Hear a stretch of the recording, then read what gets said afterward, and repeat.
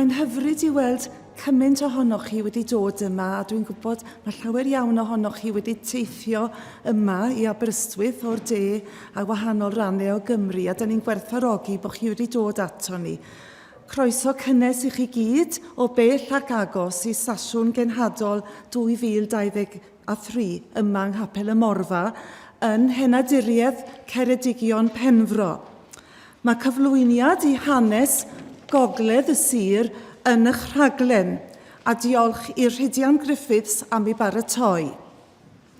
Mae yna rai fydde'n dymuno bod gyda ni yn bresennol heddiw, ond dyw ei amgylchiadau ddim yn caniatáu iddyn nhw fod yma, a dyn ni'n cofio amdanyn nhw. A special warm welcome to our friends from the Casi Hills. It is a great privilege to have your presence here today, as it was yesterday at the Morlan when you arrived here from Bala. And when Mrs. Margaret Jones, Mrs. Peggy Jones from St. David's Church Aberystwyth joined us, and at 104 years of age shared her memories of her time as a missionary in Mizoram.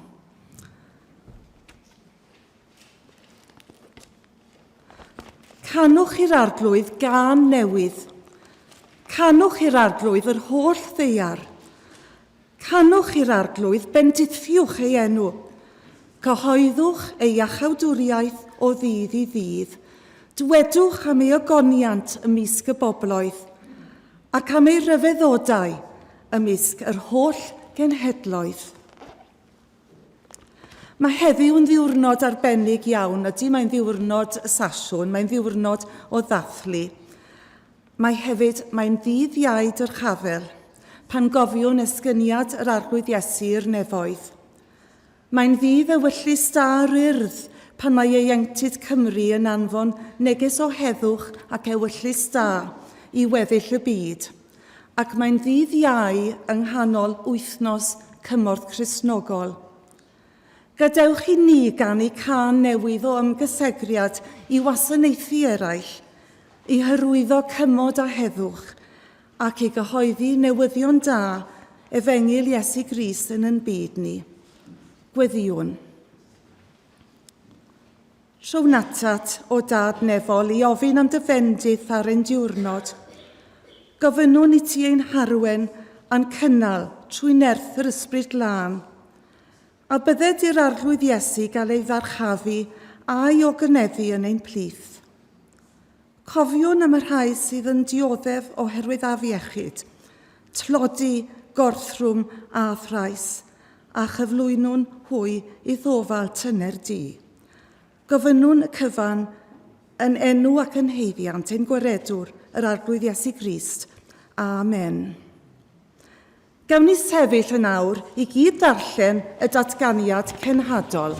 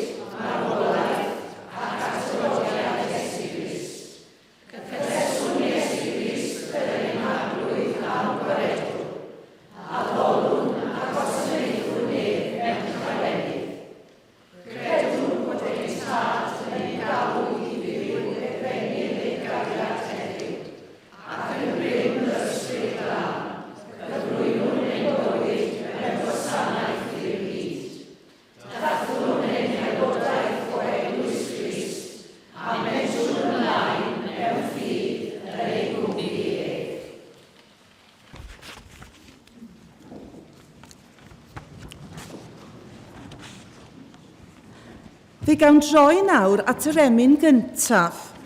A diolch i weinidog Capel y Morfa, Parcheifion Roberts, am fod yn gyfrifol am baratoi ac am fod â gofal y cyflwyniad ar y sgrin. A diolch yn fawr hefyd i George Jones yn cyfieithydd heddiw. Yr emyn gyntaf yw'r emyn pa le pa fodd dechreuaf. Y dôn pen yr yrfa ac fe welwch chi enw William James. Wel, roedd William James yn aelod yma yn Salem cyn i'r eglwysu uno, a oedd e'n organydd ar yr organ yma. Ac wrth gwrs, dyn ni heddiw yn diolch i Mary Jones Morris am ei gwasanaeth wrth yr organ, y pnawn yma ac eto heno. Pa le, pa fodd dechreuaf o liannu'r Iesu mawr?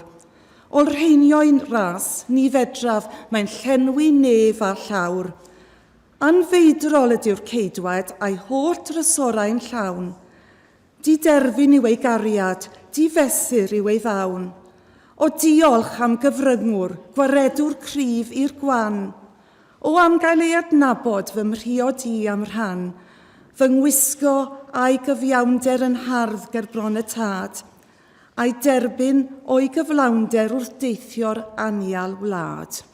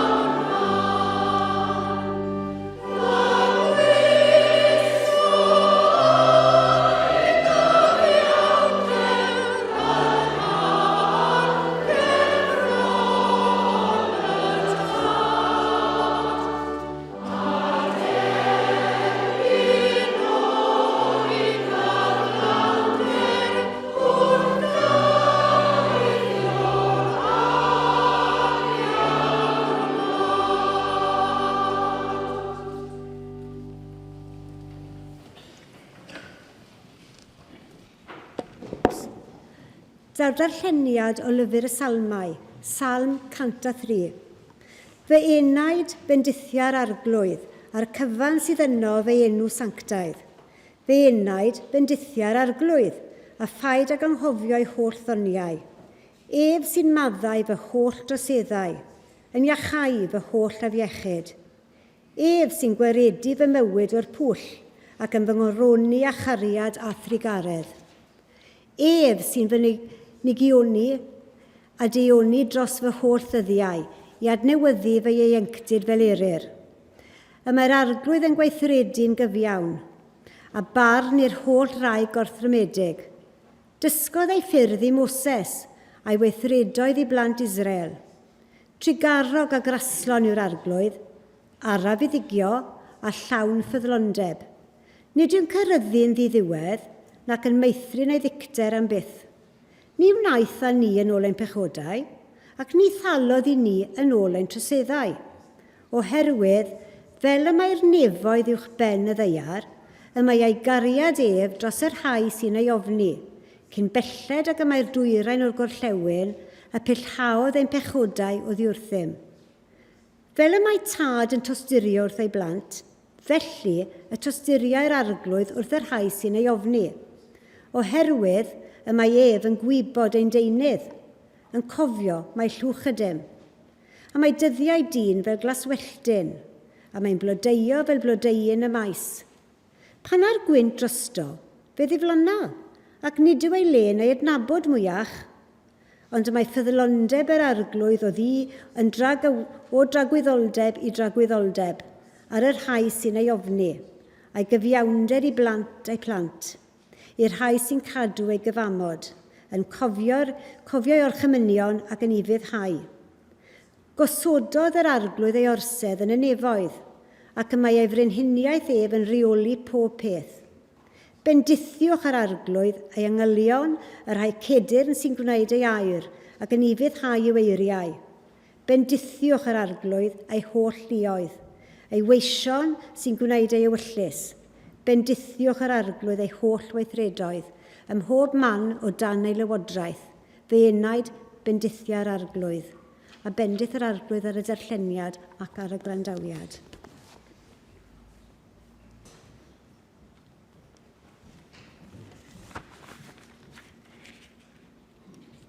Gweddiwn.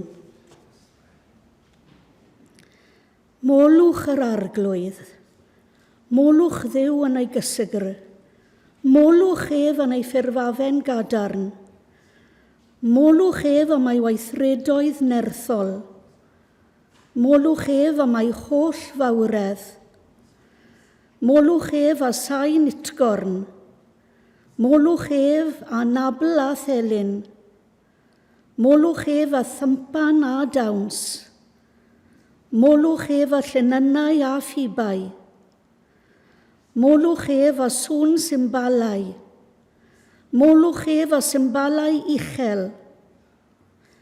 Bydde di bopeth byw foliannu'r arglwydd, molwch yr arglwydd.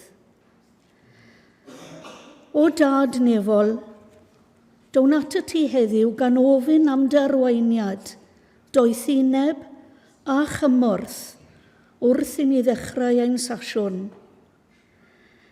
Ein dymuniad ni yw i ti agor ein calonnau a'n meddyliau fel ein bod yn gallu cyfathrebu a thri mewn ffordd ystyrlon, ac wedi'r cwrdd yn y dyddiau a'r thnosau nesaf bydd dy eiriau di yn dal i gael effaith ar ein bywydau, a'n ffordd o fyw. Yr ydym yn gydnabod ein bod yn bechaduriaid sy'n methu cadw dy ddeddfau di, ond yr wyt ti yn dad raslawn a thrigarog, yr wyt ti'n caru pechaduriaid, ond yn casau pechod. Nid ydym yn haeddu dy drigaredd. Diolch am dy gariad mawr tuag atom ni, sef anfon dy fab Iesu Grist i'r byd i farw dros ein pechodau, weithred anhygoel. Diolch i ti am y Beibl. Diolch am y Beibl sydd wedi cael ei cyfieithu mewn i llawer o ieithoedd eraill dros y byd i gyd, fel y gall pobl y byd yn gallu darllen dy air di. Gweddiwn am lwyddiant yr Efengil, agor i ni'r ysgrythyrau, agor i ni ein meddyliau a'n calonnau fel ein bod ni'n deall yr ysgrythyrau. Cofiwn am genhadon dros y byd i gyd, ysbryd glân, llanw pob un cenhadwr gyda gwybodaeth dywyllus di am mhob ddoethineb a dealltwriaeth ysbrydol. Cyffwrdd a'u calonnau i ysu newynu a sychedu amdana ti, tad. Bendithia hwy yn corfforol, ysbrydol, yn emosiynol ac yn ariannol. Bendithia ein teuluoedd a'i cartrefi a rhosel dyfendith wrth iddyn trafeili o le i le. Helpa nhw i magu perthynas weithredol a'r pobl y maent yn ei cwrdd a o ddydd i ddydd, ac i gyflawni dy waith di. Arglwydd, cadw nhw'n saff, gwarchod nhw. Llanw pob un ohonynt a llawenydd ac arllwys dy gariad arnynt. Arglwydd, mae'n hyfryd gweld ein ffrindiau ni o Shillong yma heddi. Mae yn cyfarchion a'n gweddiau yn mynd at nhw sydd yma ac i rai sydd yn Shillong. O arglwydd ein Duw, clodforwn dy enw, wrth i ni roi diolch am Gymru ein gwlad. Diolch am ein hiaith a'n diwylliant. Diolch am brydferthwch sy'n o'n cwmpas. Cofia'n gwlad ben llywydd tirion. Diolchwn trwy dysbryd glân bod doniau amrywiol gennym. Caniata i ni ei defnyddio gan dwyn tystiolaeth i Iesu Grist ein harglwydd.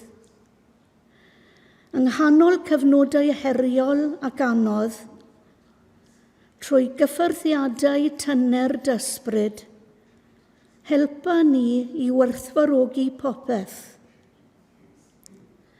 Arglwydd, agor ein clustiau i ni gallu clywed o chynaid merched mewn angen, ledled y byd. Arglwydd, agor ein llygaid i ni allu gweld yr ynghafiawnderau a mae llawer yn ei dioddef. Arglwydd, argor ein calonnau i ni allu cynorthwyo y rhai sydd mewn angen, yn hael a thrigarog. Arglwydd, helpa ni ymddiried yno ti wrth i ni wynebu'r dyfodol. Cynorthwya ni i gamu ymlaen mewn ffydd gyda'n llaw yn dy law di, ac i wrando ar dy lais mwyn i ni wneud y penderfyniadau cywir. Na wyddom yr hyn yma'r dyfodol yn ei ddod, gwyddom pwy sydd yn dal y dyfodol. Diolch i ti am roi i ni obaith am ein ddyfodol gwell. Rho leini, rho ddoethineb, rho dangnefedd fo'n parhau. Rho llawenydd heb ddim ddiwedd, rho faddaiant am bob bai. Triged ysbryd yn ei deml dan fy mron. Yn enw Iesu Grist ein harglwydd. Amen.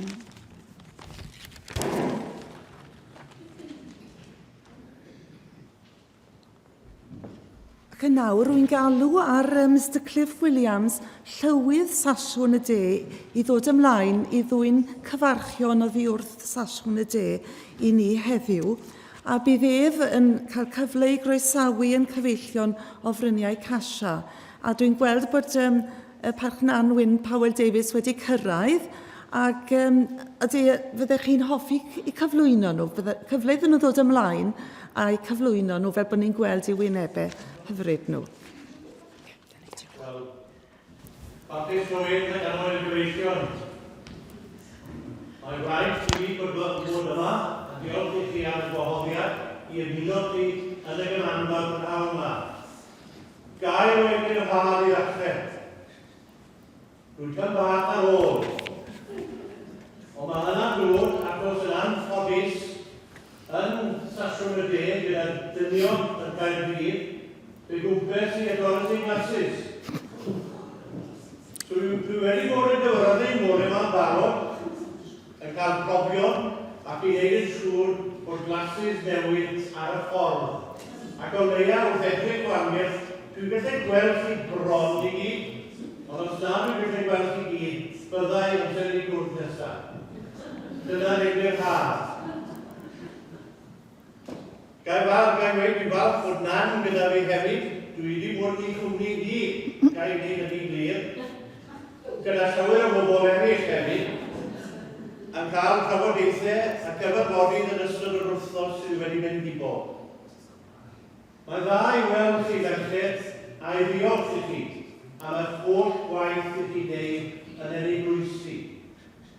Byddai'r eglwys Presbyteraidd yn sâl iawn heb y cyfraniad enfawr bob un o'r chi. Dwi'n edrych o amgylch dwi'n credu bod fi'n annog chi gyd. A diolch o galon i chi o gwylod yn galon i. Mae dynion yn cael gwaith yn rhwydd, mae rhaid i gael chwiorydd ar gael. A hyd yn oed nawr mae ysgrifennydd gyffredinol ni yn chwaer. Da iawn ni, a hynny am y tro cyntaf yn ein hanes ni.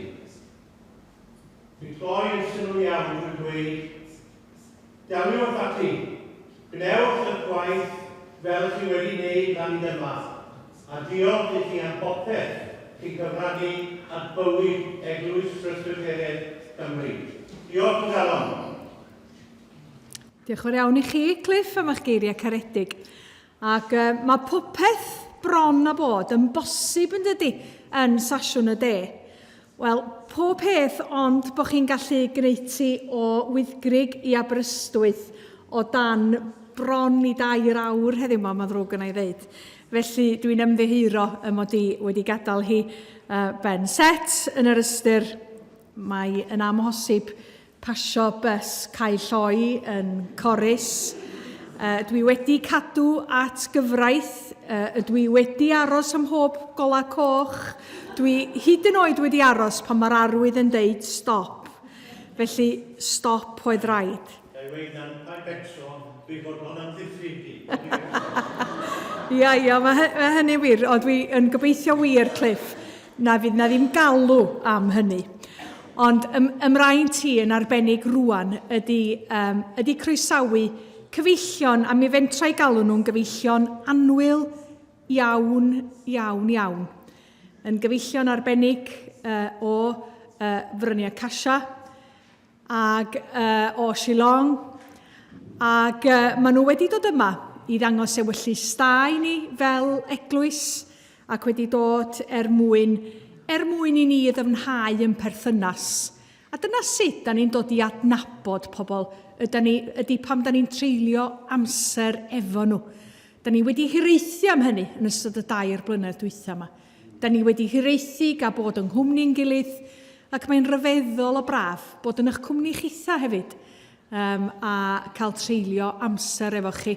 Edrych ymlaen, ni jyst i fwyta'r te, ond i jyst fod o gwmpas y byrddau efo chi yn y man hefyd. Mae hynny'n arbennig iawn, iawn, iawn. A cyn i fi alw ar yn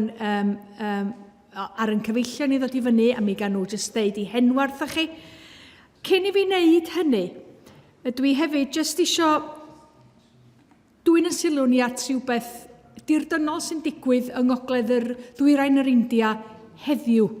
A hynny di'r gorthrwm mae'r eglwys yn Manipur yn ei wynebu.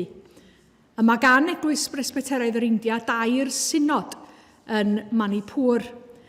A deud y gwirtha chi, dydy yr ddinas honno neu'r dre arbennig honno sy'n cael ei thargedu ar hyn o bryd Yn answyddogol, mae yna dros 200 o Gristnogion wedi colli bwyta yn ystod y 10 diwrnod dwytha yn Manipur. A Manipur yn llythrenol, nepell o Shillong, nepell o Aizawl, gyda ni gysylltiadau agos efo Mizoram hefyd, a gyda ni'n gweld, dwi'n meddwl bod fi'n iawn i ddweud bod Shillong o canolbwynt yr gwrthryfel a'r gatgasedd yna, yn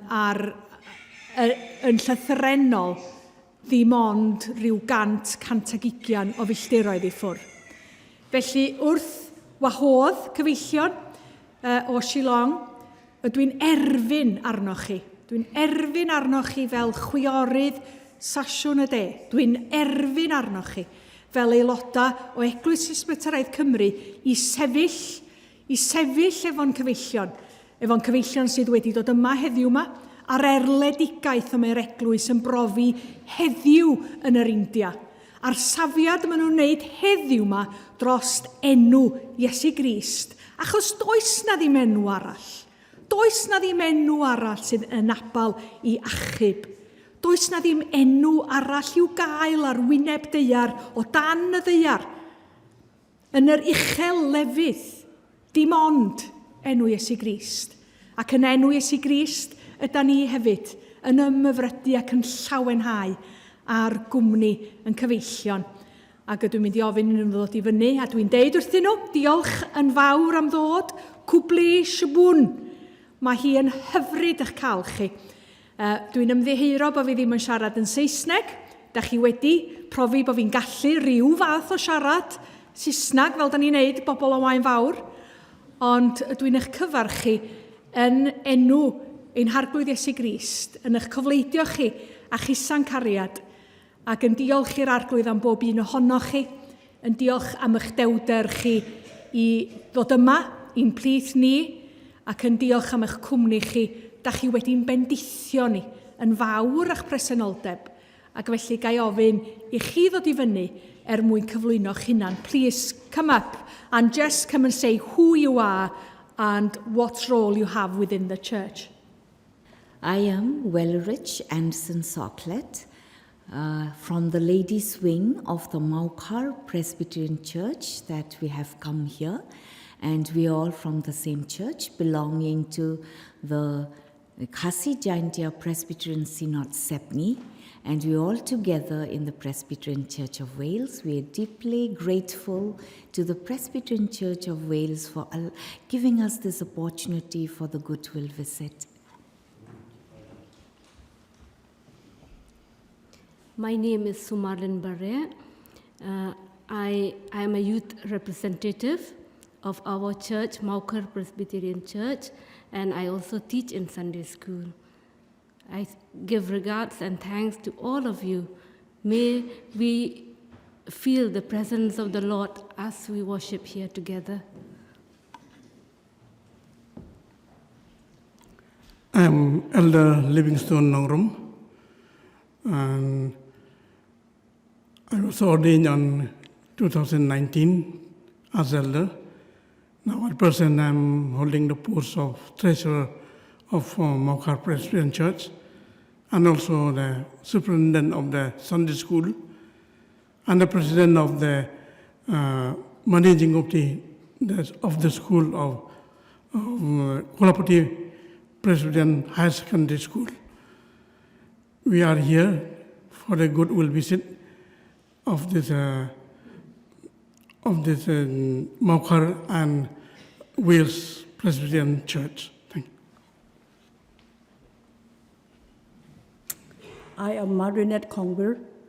I am also the member of the Ladies' Wing, and also I'm the Sunday school teachers in the primary department. Thank you. Afternoon, everyone. I'm Mercy Doralindo. We came from the same church. Thank you so much. When we come here, we feel like we're coming home, because even we came from a different country, but when we reach here, we feel like we are brothers and sisters. We never met, we never see you, but when we came here, you all like my mother. Thank you so much.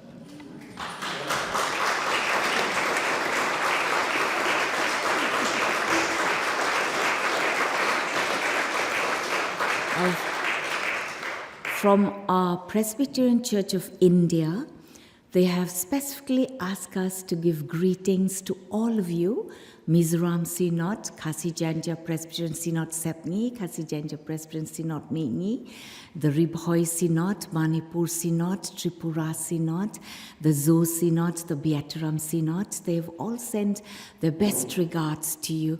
And we are indeed very grateful for Reverend Thomas Jones and his Mrs. Anne Jones for making the trip, Reverend Moderator, to be in our hills long time back. And we are so grateful to you also for allowing us to come and be here, and we are very happy for that.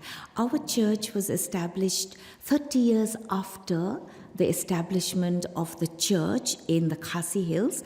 That was right from 1871, and that was Reverend Griffith Hodges and his missus who had come to our church, and we have had many others after that, so many others. I would just like to read, just like to remind ourselves also of our ancestors who had worked so hard in our church and in the whole Khasi Janja Hills.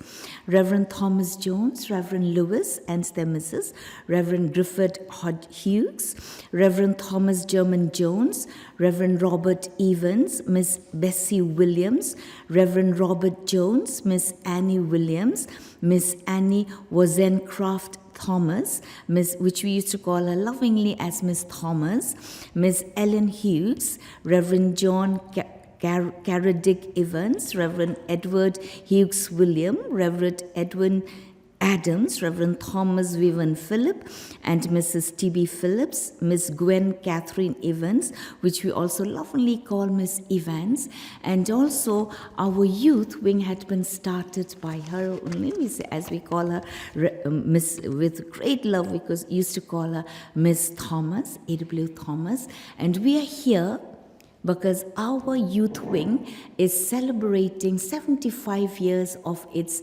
establishment from the time that Miss Thomas had set it up. And we are hoping, God willing, to be able to have good interaction and relationship with all of you, and especially with the youth wing. Our youth leader and all of us from our church have a little bit of mementos that we would like to give to the moderator and also to the women's rally here, if ma'am won't mind. Then we will just like to give these. The work of the youth in our churches is almost the same as everywhere. We have these different departments, the visitation lookout departments, the social recreation departments, and many others where they work not just in church, but outside the church, and they go out and meet others outside, and that is how we try to bring them inside our churches. The women's work also does a lot of work, the women's wing, right from the PCI level, which I was the chairperson of the PWF, that is the Presbyterian Women's Fellowship, just like you have the PC Wales here, in 2016 to 18, and currently I'm also the vice president of the ladies wing of our Khasi Janja Presbyterian Synod Sepni.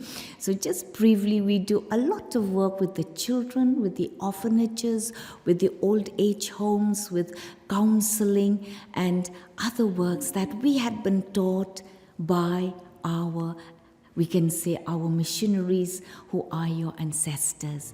We are very grateful too that 22nd of June every year from 2018 is given as a holiday and remembered as Reverend Thomas Jones Day, to remember him because he is also known as the father of our Khasi alphabets. He and all the missionaries have taught us very good education. That's why we are who we are right now. Otherwise, we would not be, and especially the word of God. To God be the glory. please accept a small token that we're able to bring to the Association of the South. To the moderator, thank you very much. Thank you very much indeed. You're most welcome. We would also like to request ma'am to please come forward and for the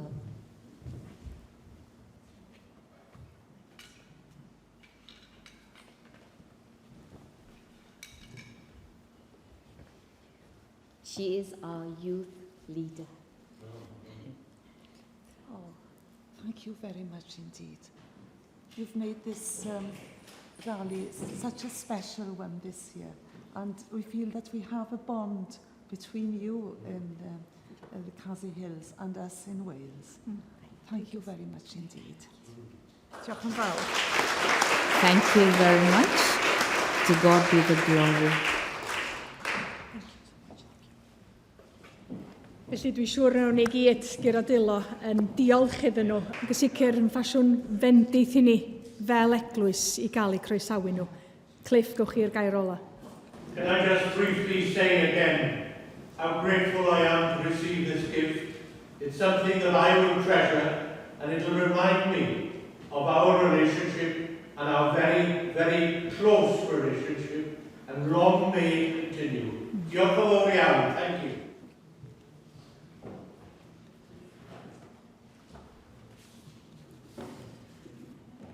Ac yn awr, fe dderbyniwn i'r casgliad pryd y byddwn ni'n canu'r emyn diolch I ti yr holl alluog ddiw. Emyn sydd yn cael ei chanu yn yr iaith Casi yn yr India. So we will hear this hymn in your own language. Felly, dyn ni'n mynd I glywed seiniau'r Gymraeg a seiniau Casi.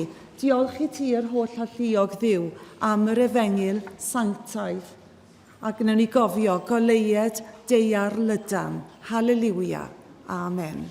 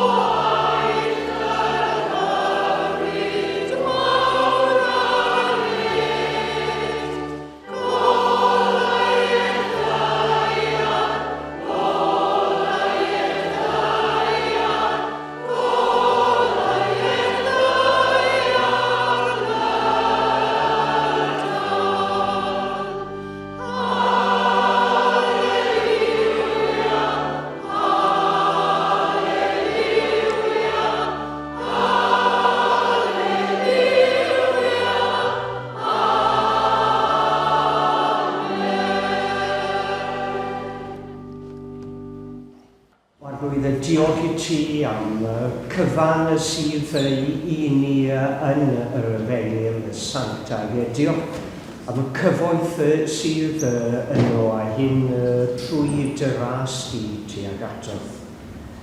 Cyflwynon yr offro mae tua nawr roedd yn boed iddo gael ei boed iddo gael ei ddefnyddio lles o fewn dy deyrnas ydy. Diolch am y cyfan mae'r rhoddion yma sydd yn cael ei roi tuag at y gwaith hwn i'r cyfan mae yn ei gyflawni ac y bendithiau os gweli ti fod yn y ddau'r offrwm yma. Gyfynwn hyn yn enw ac yn heiddiant ein Harglwydd Iesu Crist. Amen. Amen.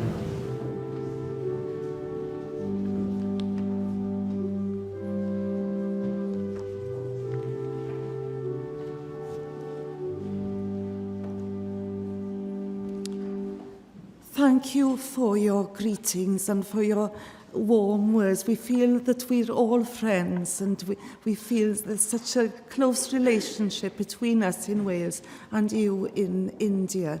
And please convey our greetings to your churches in the Khasi Hills. Wel, ddylen i ddweud bod hi'n braf croesawu brodyr i'r cyfarfod, a dwi'n teimlo'n gryf bod na ddim ffiniau, does dim angen ffiniau, dyn ni gyd yn frodyr a chwiorydd yng Nghrist. Ac dyn ni'n aelodau o deulu Duw, ledled y ddeiar. A nawr fe gawn ni droi at yr ail emyn. Ac yn y fan hyn, mae'n fraint cael croesawu'r Parch Peter Thomas a Mrs Meryl Thomas aton i'r prynawn yma. A diolch yn fawr iawn i chi, Peter, am yr emyn arbennig yma, dyn ni'n mynd i chanu hi. Tecwyn ifan sydd bia'r y dôn neu'r alaw a'i wraig Rhiannon ifan wedi addasu'r dôn.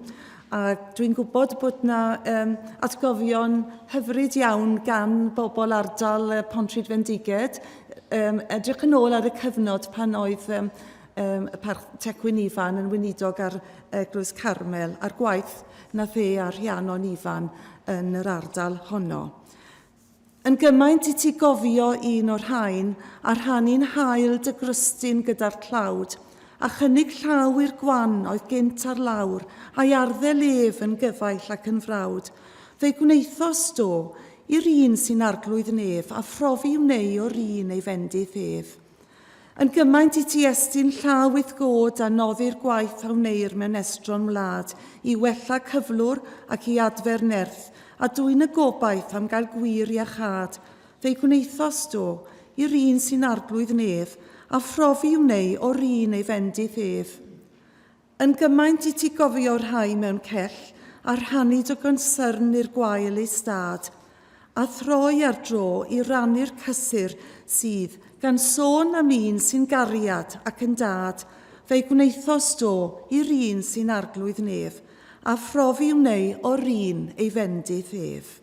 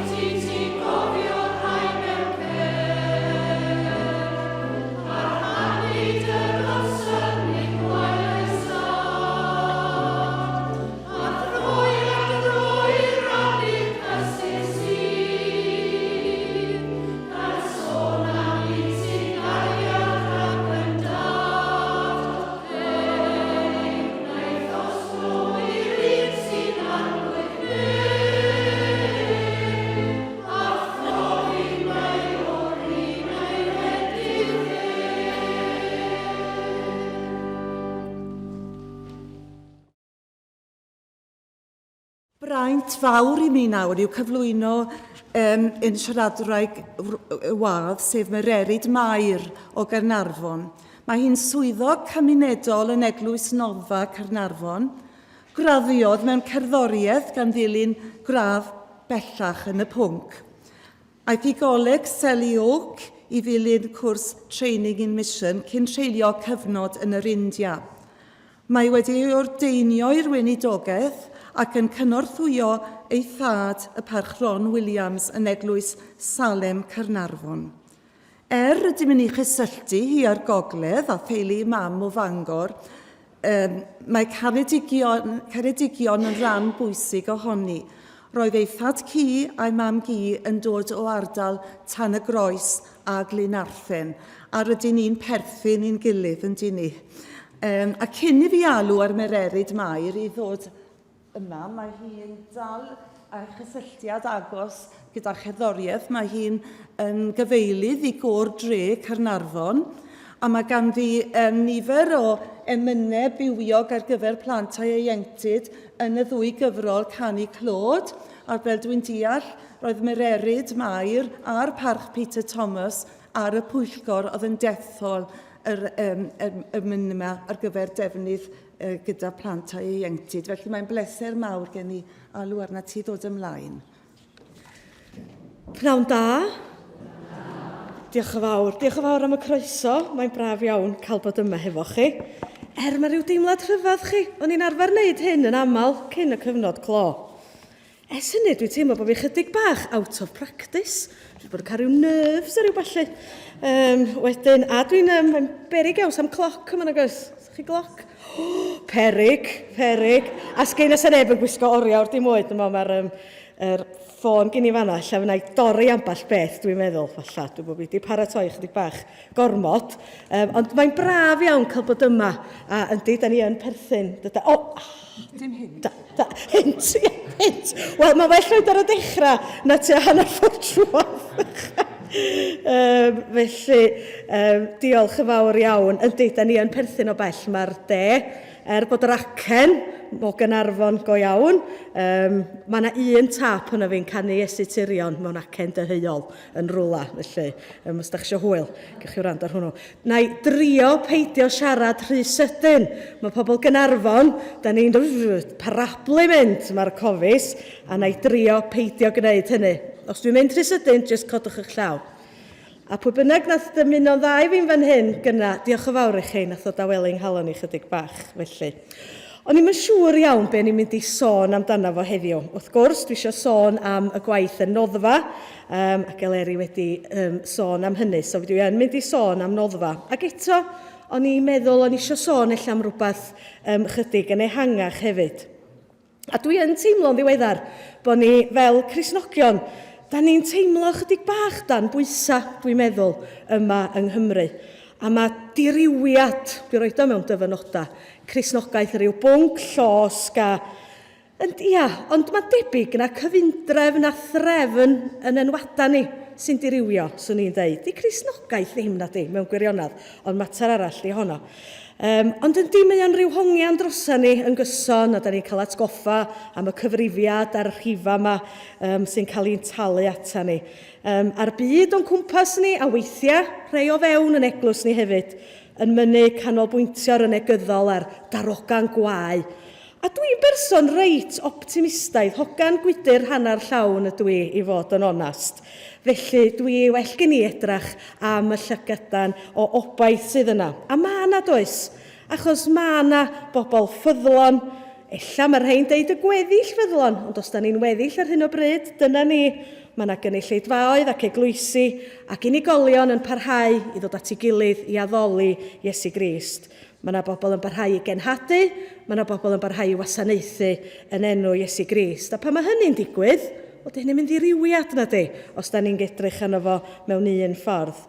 A mae rhaid i ni edrych yn obeithiol i'r dyfodol, neu, wel, beth yw'r pwynt da? Felly mae rhaid i ni gael y gobaith yna. A dwi'n diolch o gael bod yma hefo chi heddiw ac yn diolch i chi am eich gwaith yn eich ardaloedd chi. Os ar un cyfnod yn hanes Cristnogaeth wedi bod yn hawdd, A da ni'n meddwl, di'n galad yna ni? Wel, dychmygwch sydd oedd hi yng nghyfnod yr eglwys fora, na chi her yn fanno. Ac yn ddifrifol heddiw, da ni wedi clywed am sefyllfa Cristnogion yng Ngogledd yr India. Dyna i chi her, a dyna i chi sefyllfa ddirdynol i fod yni hi. Ia, mae ffigyra ni yn dangos diriwiad, ond, wel, ffigyra ydyn nhw. Ond mae bod yn Gristnogion yn golygu mwy na'r ffigyra dydy. Mae bod yn Gristnogion yn golygu cyfarfod efo Iesu Grist yn syml. Ond hefyd mae'n golygu cyfarfod a phobl eraill hefyd. A dwi am sôn am 2 ddynas gafodd gyfarfyddiad efo Iesu Grist. A 2 gyfarfod nath newid i bywydau nhw yn llwyr. Os da chi'n ynabod i, mi fyddwch chi'n gwybod bod lle'r ferch yn y Beibl ac yn yr eglwys heddiw yn bwysig iawn i fi. Ac eto, dwi yn ymwybodol bod rhai yn credu na ddylsa merched gael pregethu, hyd yn oed heddiw. A nad ges i wnido, oedd o fengach na fi, chydig bach yn ôl yn deitha fi bod o hebi ar gyhoeddi o'r ddadl feiblaidd dros ganiatau i ferched bregethu. Dyna ni, medda fi, dyna dyfar yn di. Ond o'n i'n meddwl wedyn, mae'n debyg yr hyn ma'n olygu ydy bod o'n dewis falla dehongli'r Beibl mewn ffordd sydd falla yn cyfyngu ar yr hyn mae merched yn gallu gwneud o fewn yr eglwys. A dwi yn credu mae'r ysbryd glân yn donio ni i wneud gwahanol bethau, bod ni'n ddynion neu'n ferched, mi allwn ni gyd fod yn rhan o'r gwaith yma yn rhan o eglwys Iesu Grist. Ac mi oedd cyfnod yr eglwys fora yn gyfnod radical iawn. Oedd Iesu'n radical, doedd. Oedd cyfnod yr eglwys fora yn radical iawn. A merched yn cael lle ac yn cael gwneud pethau o fewn yr eglwys fora, fydden nhw falla ddim wedi cael ei gwneud o fewn y gymdeithas Grecor-Rufeinig, oedden nhw'n rhan ohono fo, ond oedd yr eglwys yn wahanol. A fel hanes nifer o ferched y Beibl, da ni ddim yn gwybod beth sydd o'n blaenau ni, ond da ni'n gwybod bod Iesu hefo ni. A dyna ddigwyddodd wrth i'r wraig yma yn 4 bennod Efengil Ioan fynd i nôl dŵr. Dych chi'n gwybod dwi'n sôn am y wraig o Samaria, y wraig wrth y ffynon. Da ni'n gwybod be oedd ei henw hi, ond oedd hi wedi mynd i nôl dŵr. A da ni'n gwybod llawer amdani, ond mae yna rei bethau yn yr hanes sy'n rhoi rhyw hints bach i ni o sut ddynas oedd hi. A'r peth cyntaf da ni'n cael gwybod ydy oedd hi wedi mynd i nôl dŵr ar ganol dydd. Wel, oedd na neb call yn mynd i nôl dŵr ganol dydd yng Ngwlad Palestina. Ar ganol dydd pam oedd yr haul ar ei boetha. Gwaith i'r bora bach oedd mynd i nôl dŵr. Da ni'n gwybod hefyd bod hi yno ar ei phen ei hun. Wel, oedd mynd i nôl dŵr yn waith digon diflas oedd y merched yn gorfod i wneud. A fel arfer, yn waith bysa rhywun yn wneud hefo'i gilydd. Mae o'n sefyllfa yn y byd ni heddiw, mewn rhai rhanna'n byd. Gwaith merched, genod ifanc yn aml, gorfod mynd i nôl dŵr.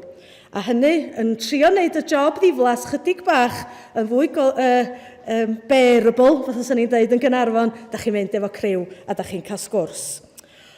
Ond oedd hi wedi mynd pam oedd hi'n gwybod nad oedd na neb arall yn mynd i fod yno, a mae hynny'n deud rhywbeth amdani hi. Achos da ni cael gwybod yng nghwrs y stori bod hi wedi cael 5 gŵr, bod hi'n byw efo rhywun oedd hi ddim yn briod efo, a bywyd ddim wedi troi allan i ddim yn debyg fel oedd hi wedi obeithio. A da ni'n dod i ryw gasgliad, mae rhyw ddynas amheus oedd hi, ella bod ni'n edrych efo llygyd yn 11 ganrif ar 5 gŵr, ond o'na wahanol resyma pan fysa hynny'n gallu bod yn y cyfnod. Oedd pobl yn colli gwir, oedd pobl yn marw'n fengach, falle bod hi'n anffrwythlon, oedd hynny'n rheswm i gael ysgaru dynas. Da ni ddim yn gwybod y rheswm, ond doedd ddim eisiau bod yno pam oedd hi'n gwybod falle fysai'n destun sgwrs neu stori, a pobl falle ddim yn bod mor garedig a hynny ati. Achos yn anffodus, da ni gyd yn hoffi stori. Glwswch chi am hon a hon, glwswch chi am hwn a hwn, a straeon yn aml yn cael ei chwyddo. A fel Cristnogion, un cyfrifoldeb sydd gyda ni ydy peidio bod yn rhan o siarad gwag, yn dweud mae storis yn gallu chwyddo a troi allan yn anghywir iawn i be oedd yna yn y gwreiddiol. Ond beth bynnag, yn ôl at y wraig wrth y ffynon, yn ôl dŵr, pam oedd hi'n gwybod fysa'n cael gwneud, a hynny mewn llonyddwch. Ond mae Iesu yno. Ac yn fwy na bod Iesu yno, mae o'n siarad â hi, mae o'n cychwyn sgwrs â hi, ac i fod o'n dangos iddi bod o'n gwybod am ei sefyllfa hi, mae o'n gofyn am ddŵr ganddi hi, a mae'n cael andros o sioc, a mae hynny'n dod trwad yn y darlleniad. Achos bysa i ddewon byth yn siarad efo Samariaid, oedd yr anghydfod, mynd yn ôl ganrifoedd, ond yn fwy na hynny, oedd o'n ddyn o Iddew a hitha'n ddynas o Samaria. Yn fwy na hynny, oedd o'n rabi yn athro a hitha'n ddynas o Samaria. A fysa'r cyfarfyddiad yna ddim yn cael i ganiatáu mewn gwirionadd yn y gymdeithas honno. Ond mae Iesu am siarad efo hi. Ac yn fwy na siarad efo hi, mae'n cynnig rhywbeth anhygoel iddi hi, sef y dŵr bywiol yma. A dydy'n yn dallt yn iawn ydy. A dwi wrth y modd, os ywch chi ddarllen deialog yr hanes yma, a'r sgwrs sy'n rhwngthyn nhw, mae o'n brydferth iawn. Achos mae'n rhyw, wel, sut fedri di gynnig y dŵr bywiol yma i fi? Sgyn ti'n byd i nôl dŵr? Felly, be ti'n feddwl? A dim ond gofyn chwaith na di, be wyt ti yn ei gynnig? Mae'n barod i gwestiynu a holi. Ar y dechrau, mae ond yn gweld y teithiwr blinedig. Do ddim yn gweld gogoniant Iesu, ond drwy siarad a gwrando hefo fo, mae'n dod i ddall mae'r dŵr bywiol ydy'r rhodd o fywyd tragwyddol gan Dduw, a na Iesu sy'n rhoi hynny. A mae'r dŵr bywiol yn cael gwarad o syched am byth, meddai Iesu. A mae'r syched yna'n cyfeirio at yr angen am Dduw dydy, a'r dŵr bywiol yma yn dod â bywyd tragwyddol gyda Dduw. Achos yn y dŵr bywiol yma, mae gras Dduw a gwybodaeth am Dduw, bywyd a nerth trawsffurfiol yr ysbryd glân. Bob dim sy'n dod ar wraig a ni yn nes at Dduw, a sy'n galluogi ni wedyn i fyw yng nghwmni Iesu.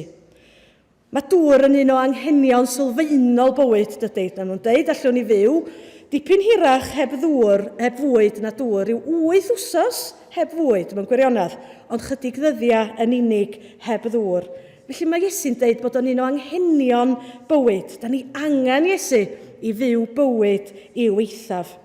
Yn nes ymlaen yn Efengyl Ioan, mae Iesu'n cyhoeddi yng ngwyl y pebyll, pwy bynnag sy'n sychedig, deied ata fi ac yfed. Y dyn sy'n credu yno fi, allan ohono ef, fel y dywedodd yr ysgrythyr, y bydd ffrydiau o ddŵr bywiol yn llifo. A canlyniad hynny'r wraig, di bod hi'n rhedeg ar ei hunion yn ôl i'w ffentra ar dan i gael rhannu y negas. A mae yna gymaint o gyffro a llawenydd yn hynny. A mae'n stori mor arbennig i fi oherwydd yr cyfarfyddiad yma rhwng Iesu a'r wraig o Samaria. Yn y benod flaenorol, mae Iesu'n sgwrsio â Nicodemus, a fysa chi methu cael 2 begwn fwy gwahanol i gymdeithas. Y dyn a ddysgiedig uchel i barch o fewn cymdeithas, ac yna y wraig yma. Ond Iesu'n ei trin nhw'r un peth, yn siarad, yn sgwrsio, yn cwestiynu, yn holi. Ac mae'r cyfarfyddiad, dwi'n meddwl, yn anherio fi ac yn anherio ni feddwl sut da ni'n ymatab i bobl. Sut da ni'n ymatab i bobl wahanol o fewn yn cymdeithas. Achos drwy gydol y weinidogaeth oedd Iesu yn mynd at bobl lle oedden nhw, yn mynd i'w sefyllfa nhw. Dim gwahaniaeth ar sail addysg, criw, statws cymdeithasol, y cyfarfod yna oedd yn bwysig. Ac ydym ni'n gallu deud hynny amdana ni fel Cristnogion heddiw. Dwi yn weithiwr cymunedol yn Noddfa, yng Nghanarfon, a dwi wastad yn mwynhau cael dod i gyfarfodydd Genhadol i gael diolch i chi sy'n gwneud gymaint o waith yn cefnogi y gwaith Genhadol ar draws yn gwlad ni. A dwi yno ers 1 mlynedd ar 15, coeliwch y beidio, ond dwi'n gwybod mae'n teimlo'n amser hir. Ond y gwaith yn cael ei gychwyn gan y chwaer Emily Roberts nôl ym 50 ganrif dwytha. Stad newydd o 2 cyngor yn cael ei codi yng Nghanarfon fel mewn llawer o drefi ar draws Cymru i adleoli pobl oedd mewn tai anaddas. A dyma gweld yr angen am waith cenhadol. O bregethu'r Efengyl, o addysgu, a meithrin, ond hefyd o gynnig cefnogaeth ymarferol mewn ardal oedd ac sy'n parhau i fod yn ddifreintiedig ar un lefel. A dyna'r gwaith da ni'n parhau i wneud yn Eglwys Noddfa heddiw. A mae'n rhan ganolog o'r gwaith ydy addoli, meithrin, addysgu, ond hefyd yr ochr ymarferol yma da ni yn ei wneud yn Noddfa. Mae'n gymuned dlawd ar un ystyr, yn economaidd mae'n debyg, o ran cymwystera addysgol, problemau iechyd yn ddifrifol mewn ardal fel nifer o stadau eraill ar draws yn gwlad. Ond mae'n gymuned onest iawn, a pobl yn onest am ei sefyllfa, ond yn agos iawn atach chi ac yn gyfeithog o ran yr ymdeimlad yna o gefnogi eich gilydd, a mae hynny yn bwysig iawn. Ond da ni'n meddwl be ydy tlodi, da ni'n clywed lot dyddi yma, be ydy tlodi ar gyfwn costa byw. A mae genna fi un darlun yn fan hyn, na'n mynd illa ormod i fewn i'r rhain. Ond, diolch di ddod allan yn gret. Mae gennych chi dlodi absolute, does, lle mae destitution yn Saesneg, lle da ni'n gweld fel arfer mewn gwledydd sy'n datblygu. Ond mae o hefyd mewn rhai o'n cymunedau ni, pobl sy'n methu cael at wasanaethau i'w helpu nhw. Ond wedyn mae gennych chi tlodi cyfatebol lle maen nhw'n deud, wel ia, lle mae'r arian sydd gan bobl o'i gymharu a gweddill cymdeithas. A mae yna rhyw 4 haen os liciwch chi. Felly ar y top mae pobl sydd yn gallu mwynhau bywyd, pethau'n mynd yn dda, gallu mwynhau gwyliau ambell i rhywbeth braf i fwynhau. Ac wrth i chi fynd i lawr, da chi'n gweld y sefyllfa yn gweithygu. Ac un peth sy'n achosi problemau enbyd i gymunedau ac i unigolion ydy pan da chi'n treulio illa mis ar ôl mis, just yn dal 2 pen llinyn ynghyd. Ie? Mae pethau'n digwydd weithiau, mae rhywun yn cael sefyllfa anodd a wedyn yn dod drosti. Ond pan da chi'n gyson yn just dal eich pen uwch ben y dŵr, mae'r straen hynny ar bobl yn gallu bod yn ddifrifol. Mi oedd y pandemig yn gyfnod anodd i ni gyd. Da ni dal i fyw efo'i effaith o mewn un ystyr. Ond ddys i ar draws y dyfyniad yma gan y Joseph Rowntree Foundation sy'n gwneud gwaith arbennig yn y maes yma. A jyst i roed ryw syniad sut mae cymunedau difreintiedig yn gwlad yn cael ei effeithio, yna na i ddarllen yr dyfyniad yma. The rate of deaths caused by COVID-19 was higher in the most deprived than in the least deprived areas in all nations of the UK. In England, Scotland and Wales, the death rate from COVID-19 in the most deprived areas was more than twice as high as in the least deprived areas. Working age adults living in poverty are more likely to suffer from poor health more broadly. Evidence suggests low incomes are associated with potential symptoms of anxiety, such as lack of sleep, lacking energy, and feelings of depression. For children, there is a gap in young people's educational attainment by parental income across all stages of education. The COVID-19 pandemic generally widened the attainment gap between the most and least disadvantaged pupils in the UK. This is likely driven by the digital divide, differences in home learning environments, and falling incomes. A ddoedd eisiau draws y dyfyniad yna, mae'n ddirdynol dydy, 2 waith yn fwy o farwolaethau mewn ardaloedd difreintiedig yn ein gwlad. A cyrhaeddiad plant, bod tlodi wrth gwrs yn effeithio ar gyrhaeddiad plant. A beth sy'n rei drist ydy bod plant galluog o deuluoedd difreintiedig a plant galluog o deuluoedd mwy breintiedig yn cychwyn ysgol ar yr union run lefel. Ond erbyn cyrraedd tygau bod na 33% o wahaniaeth yn hynny. Felly mae'r gallu yna, ond illa bod yr addysg a'r gefnogaeth ddim yno. Felly, na i ddim mynd na i dorri dan bach allan yn fanna wedyn, ond roi ryw syniad o'r hyn da ni'n ei wneud yn noddfa. A be mae pobl sy'n byw mewn tlodi fel hyn yn cymunedau ni gallu deimlo di bod nhw yn cael ei gwthio i'r ymylon. Bod cyfryngau a pobl yn siarad amdanyn nhw mewn ffyrdd angaredig. Maen nhw'n teimlo bod nhw yn cael eu hanwybyddu, fod pobl yn edrach i lawr arnyn nhw. Yng Nghanarfon, yr hen enw ar yr ardal lle mae noddfa oedd Sgubor Goch, stryd ydy Sgubor Goch, a Peblig ydy enw'r ardal. A ryw lys enw ar yr ardal ydy y Skips, yn dod o Sgubor, ond oherwydd Skips yn rhyw gyfleu, ryw ardal sydd ddim yn llewyrchus iawn. A hynny'n dal i gael i ddefnyddio heddiw. Ond, da chi mond yn cael deud bod chi'n dod o sgips os da chi wedi eich geni yn sgips. Ond, ia, pa eiria da ni'n ei ddefnyddio? Sut da ni'n trin pobl? A be da ni'n drio wneud yn noddfa di sefyll ochr yn ochr a'i pobl yn pa bynnag sefyllfa maen nhw yno. A dwi'n cael cyfle i helpu pobl efo problemau budaliadau, dyledion, problemau rent, cael tai, a mae o yn waith anodd a heriol ac yn ddigalon ar adegau. Mae sefyllfa pobl yn dor calonus, ond mae o'n fraint bod ni'n cael sefyll ochr yn ochr â nhw fel eglwys, fel Cristnogion a deud, da ni hefo chi, da ni yma. Achos mae ganddo ni ddyletswydd does i weithredu mewn cariad dros deyrnas Iesu Grist yn byd yng Nghymru heddiw, achos Iesu ydy'r esiampl. A mae gariad o mor fawr, fedrwn ni ddim dechrau ei amgyffred o mewn gwirionedd. A'r her ydy i ni wedyn i fod mor eang yn y cariad ni, fedrwn ni'n rhoi ffinia, fedrwn ni'n penderfynu lle da ni'n rhannu y cariad yna. Dwi'n rhoi gorchymyn newydd i chi, medda Iesu, carwch eich gilydd yn union fel dwi wedi'ch caru chi. Dyna sut bydd pawb yn gwybod eich bod chi'n ddilynwyr i mi am eich bod chi'n caru eich gilydd. Yr her i ni gyfarfod â pobl lle maen nhw. Un arall na i sôn yn sydyn, wel dwy o gen i sôn amdanyn nhw, ond Mair Magdalen, dwi'n hoff iawn o Mair Magdalen, oedd yn un o'r arweinwyr doedd yn y criw yma oedd yn dilyn Iesu.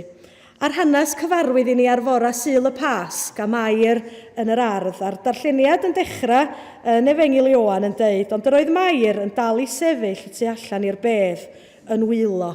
Mair yn sefyll yna yn wylo, wedi torri chalon fod Iesu wedi mynd i byd ar ben.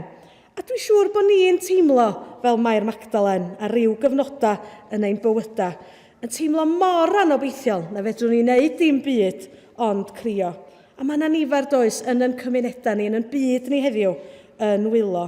A roedd y byd ar ben iddi, achos oedd yr un wedi rhoi urddas iddi pan oedd pawb arall yn ei chondemnio wedi mynd yn y ffordd mwyaf erchyll.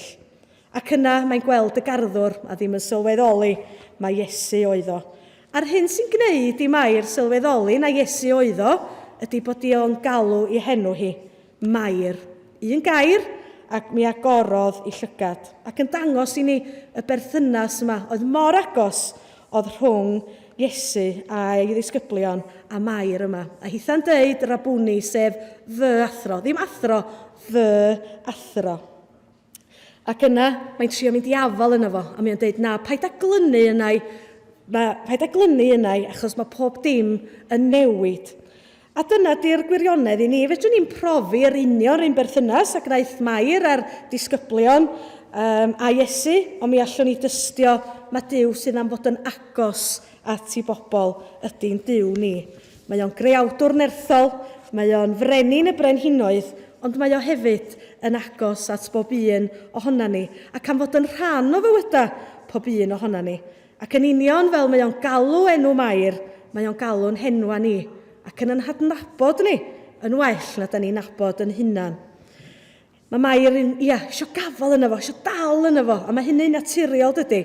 A mae'n deud, na, paid â gafal yna, achos oedd hi'n mynd i orfod, arfer efo sefyllfa newydd doedd. Oedd Iesu yn mynd yn ôl at ei dad, da ni'n cofio hynny heddiw ar ddydd yr esgyniad. Doedd pethau ddim yn mynd i fod fel yr oedden nhw wedi bod, oedd na gyfnod newydd yn cychwyn. Ac oedd hynny'n anodd i Mair, dwi'n siŵr, i amgyffred, achos roedd Iesu yno yn siarad efo hi fel yr oedd o wedi arfer i wneud. Ond roedd o'n deud, mae yna gyfnod newydd yn dod. A mae o'n sefyllfa newydd i ni dydy, pan da ni'n wynebu newidiadau. Da ni'n bobl sy'n licio rwtîn, licio y ffordd da ni di arfer wneud pethau.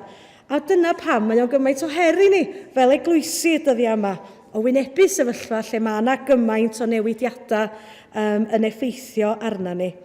Fel o'n i sôn ar y dechrau'r ffigurau yma'n yn taro ni o bob ochr, ond mae pethau yn newid.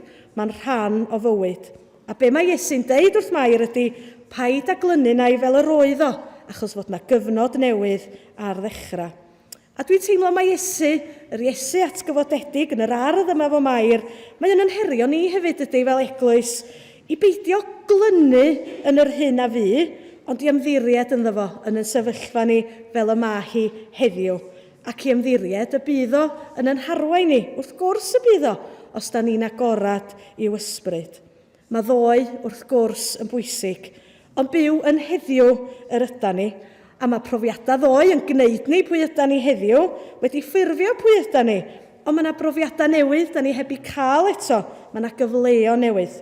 Dwi'n hoff iawn o'r adnod gan Eseia, peidiwch hel atgofion am y gorffennol, a dim ond meddwl am yr hyn ddigwyddodd o'r blaen. Mae'n iawn meddwl am be ddigwyddodd, ond peidiwch a just meddwl am hynna, achos edrychwch dwi'n gwneud rhywbeth newydd, mae ar fi yn digwydd. Iawn, dwi yn gorffan, dwi wedi bod bach yn hir, mae'n debyg. Mae'n anodd amseru chi ar ôl chi fod out of practice. Felly, 2 ddynas a 2 gyfarfyddiad arbennig a Iesu. A'r cyfarfyddiad hwnnw mor arwyddocaol yn ei bywydau nhw. A'r cyfarfyddiad yma a Iesu a'r wraig o Samaria yn anherio ni, dwi'n meddwl, i ofyn i ni'n hunan, sut da ni yn ymatab i bobl heddiw ar gyrion cymdeithas, fel unigolion ac fel eglwysi. Drwy gydol i weinidogaeth, roedd Iesu yn trin yr rhai y byddai cymdeithas yn ei amharchu a pharch ac urddas, yn mynd atyn nhw, yn sgwrsio, fel y gnath o efo'r wraig wrth y ffynon. Yn sgil hynny, mae o'n cynnig y dŵr bywiol iddi bywyd newydd gyda Duw. A mae gras a chariad Duw yn Iesu a gobaith yr efengil i bawb, fedrwn ni ddim cyfyngu ar gariad Duw. Ac eto ar adegau, weithiau heb drio, da ni'n cael yn hunan yn derbyn rhai a troi cefn ar eraill. Ac adewch i ni gofio canlyniad y sgwrs, bod hi wedi rhedeg yn ôl i'w ffentra ar ei hunion i rannu ei phrofiad. Boed i ni gael yr un brwdfrydedd ac awydd i rannu yn stori ni o'n cyfarfyddiad ni a Iesu. A mae cyfarfyddiad Mair a Iesu yn yr ardd wedyn yn dangos pa mor agos ydy Iesu at ei ddilynwyr. Ac mewn cyfnodau anodd a heriol, mae angen i ni bwyso ar hynny ac atgoffa'n hynny o hynny yn gyson. Achos yn yr agosatrwydd hwnnw, y daeth Mair i sylweddoli pwy oedd yn galw arni hi, ac yn yr un agosatrwydd mae Iesu'n galw ar bobl heddiw. Ac mae'n gwneud hynny wrth yn galw ni wrth yn henwa, gan ddeall yn anghenion ni ac gan yn hadnabod ni mor dda. Yr oll mae am ei ni wneud ydy ymateb a closio ata fo. Ond mae yna her yna hefyd does yn yr ardd, bod pethau yn newid, bod pethau'n gorfod newid. Roedd yr atgyfodiad yn golygu fod pob dim yn newid a Mair a'r disgyblion yn cychwyn ar bennod newydd. Roedd Iesu'n addo cerdded efo nhw drwy ei ysbryd, ond roedd o ddim yn mynd i fod efo nhw fel yr oedd o wedi bod. A mae honno'n addewid sydd yn parhau hyd heddiw. Tydi Duw ddim yn disgwyl i ni wneud y gwaith yma ar yn penna'n hunan. Diolch eisiau i ni wneud gwaith y deyrnas heb ei arweiniad o, achos mae ysbryd o'n yn hannog ni i weithredu mewn llawenydd. Rhaid ni beidio digaloni. Mae rhaid i ni barhau mewn llawenydd. Oedd, mi oedd Mair yn wylo ar y dechrau, ond wedi cyfarfod â Iesu, mi redodd yn ôl at y disgyblion, rwyf wedi gweld yr arglwydd.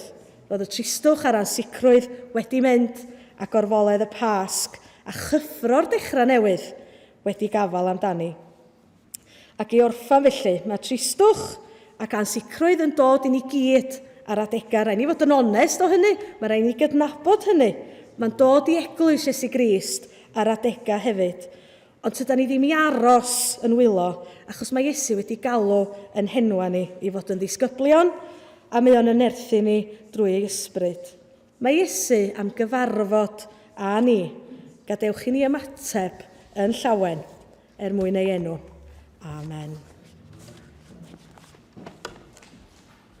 Diolch yn fawr iawn am y cyflwyniad ardderchog yna ac am roi cipolwg ar eich gwaith a'r heriau sy'n ychwynebu chi yn nghanolfan Eglwys Noddfa Caernarfon.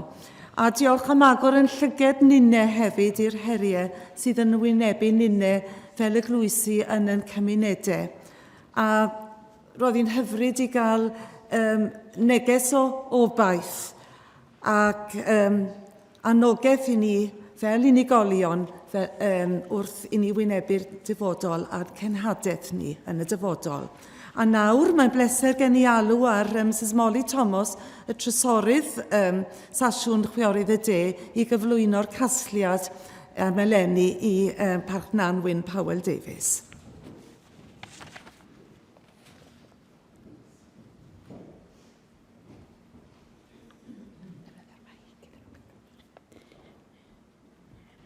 Pleser fi i gyflwyno'r check mae i chi ar rhan Sasiwn Chwiorydd y De. Mae'r hagor i ddod. Diolch yn fawr iawn. Diolch. Diolch cyfnod yna. Diolch yn fawr iawn.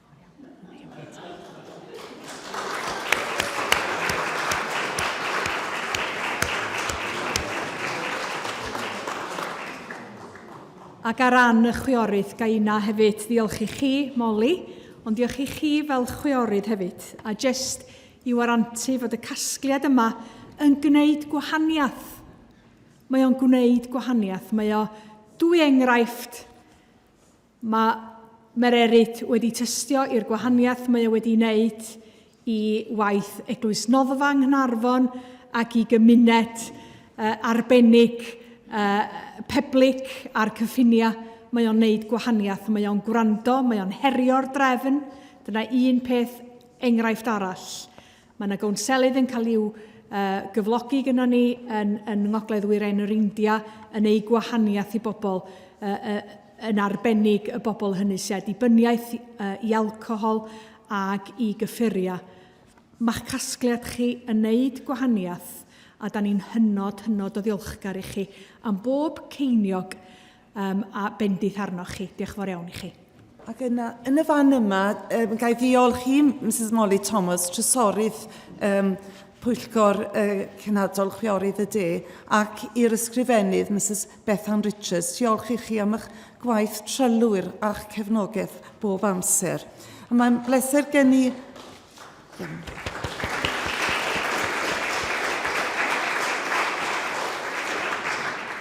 A nawr dwi am alw ar Mrs Sarah Morris yn fyr i gyflwyno y thema ar gyfer y flwyddyn nesaf. Diolch. Mae'n bersonol iawn yn dydy'n galw fi'n fyr. Fi yn fyr, dwi'n gwybod. Na, yn fyr iawn. Ar y ffordd mewn, dylsech chi wedi cael cerdyn bach gyda adnod a llun deniadol. Dyma ein thema ar gyfer 2022-23. Bywyd yn Iesu y wir wynwydden. O heddiw ymlaen, dyma beth bydd thema yn gwaith ni fel chwiorydd ar draws Cymru, ac i cyd-fynd gyda'n thema, dyn ni wedi cyhoeddi llyfr adnoddau a nôl ein harfer. Nawr, dwi'n siŵr ydych chi wedi defnyddio llyfr thema yn y gorffennol, ac mae'r llyfrau ar gael wrth iddi amser te, so os ydych chi'n aros am eich te neu ar ôl te, dewch i derbyn llyfr. Byddwch chi'n gweld beth sydd yn y llyfrau eleni, astudiaethau ar y thema, gwasanaeth, tystiolaethau, ac yn bwysig iawn adroddiadau gan yr prosiectau genhadol dyn ni'n cefnogi. Mae'n bwysig i ni wybod ble mae'r arian yn mynd, yn dydy. A felly, dwi'n gobeithio byddwch chi'n cael y llyfr yma yn defnyddiol yn bersonol. Mae yna pethau yma fydd o helpu chi fel unigolion, pethau ar gyfer grwpiau, pethau ar gyfer y cynulleidfa i gyd, ac falle fyddwch chi'n hoffi cymryd copi i roi i ffrind. Mae hynny'n iawn. Plis cymerwch copïau ar gyfer pobl yn y capel sydd ddim wedi gallu dod, ond mae croeso chi cymryd rhai pasio ymlaen i ffrindiau hefyd, falle sydd ddim yn dod i capel. Bydd yn ffordd da i ni dechrau sgwrs gyda nhw am y Beibl, am yr arglwydd Iesu.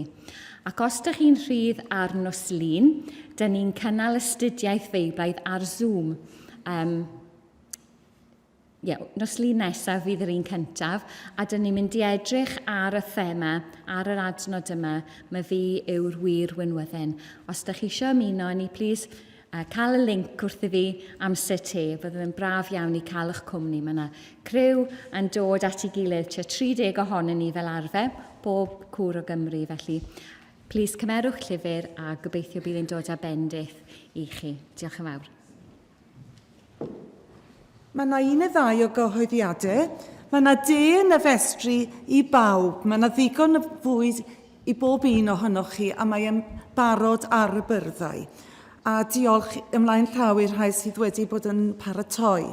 Heno am 5 o'r gloch, cynherir cyfarfod yr hwyr o dan lywyddiaeth Mrs Elizabeth Jones, Bwlch Gwynt, llywydd Pwyllgor Cenadol yr henediriaeth hon, ac anerchir gan y Dr Arfon Jones Caerdydd. Bydd aelodau o Bwyllgor Cenhadol yr henediriaeth yn cymryd rhan yn y gwasanaeth. A cyn bod ni yn canu'r emyn olaf, mi gewn ni ddweud y gras bwyd fan hyn, achos mae'n anodd ymdawelu ar ôl i ni adael. Felly gewn ni, gyda'n gilydd, gewn ni ddweud y gras bwyd. O dad yn deulu dedwydd. O dad yn deulu dedwydd, y deiwn a diolch o'r newydd. Cans o'th law y daw bob dydd ein lluniaeth a'n llawenydd. Amen. A dyn ni'n troi nawr at yr emyn olaf. Dwi ddim yn mynd i ddarllen y penillion i gyd. Mae'r geiriau mor ystyrlon a maen nhw'n crynhoi naws a thema y gwasanaeth o'r dechrau i'r diwedd. A dyn ni'n cofio'n annwyl iawn am y diweddar Danlyn James a fi'n byw yn Aberystwyth, a'i waith yn hyrwyddo'r iaith Gymraeg a'r diwylliant Cymraeg, ac hefyd ei gyfraniad ef a'i briod Mrs Elizabeth James i Gristnogaeth yng Nghymru. Ti yw'r un sy'n adnewyddu, deied fflam yr adnewyddiad, deiwn eto edifeiriol ac fe droi'r ein gwarth yn gân. Dwy folias, nefol flas ddaw drwy'r ysbryd glân a'i ras.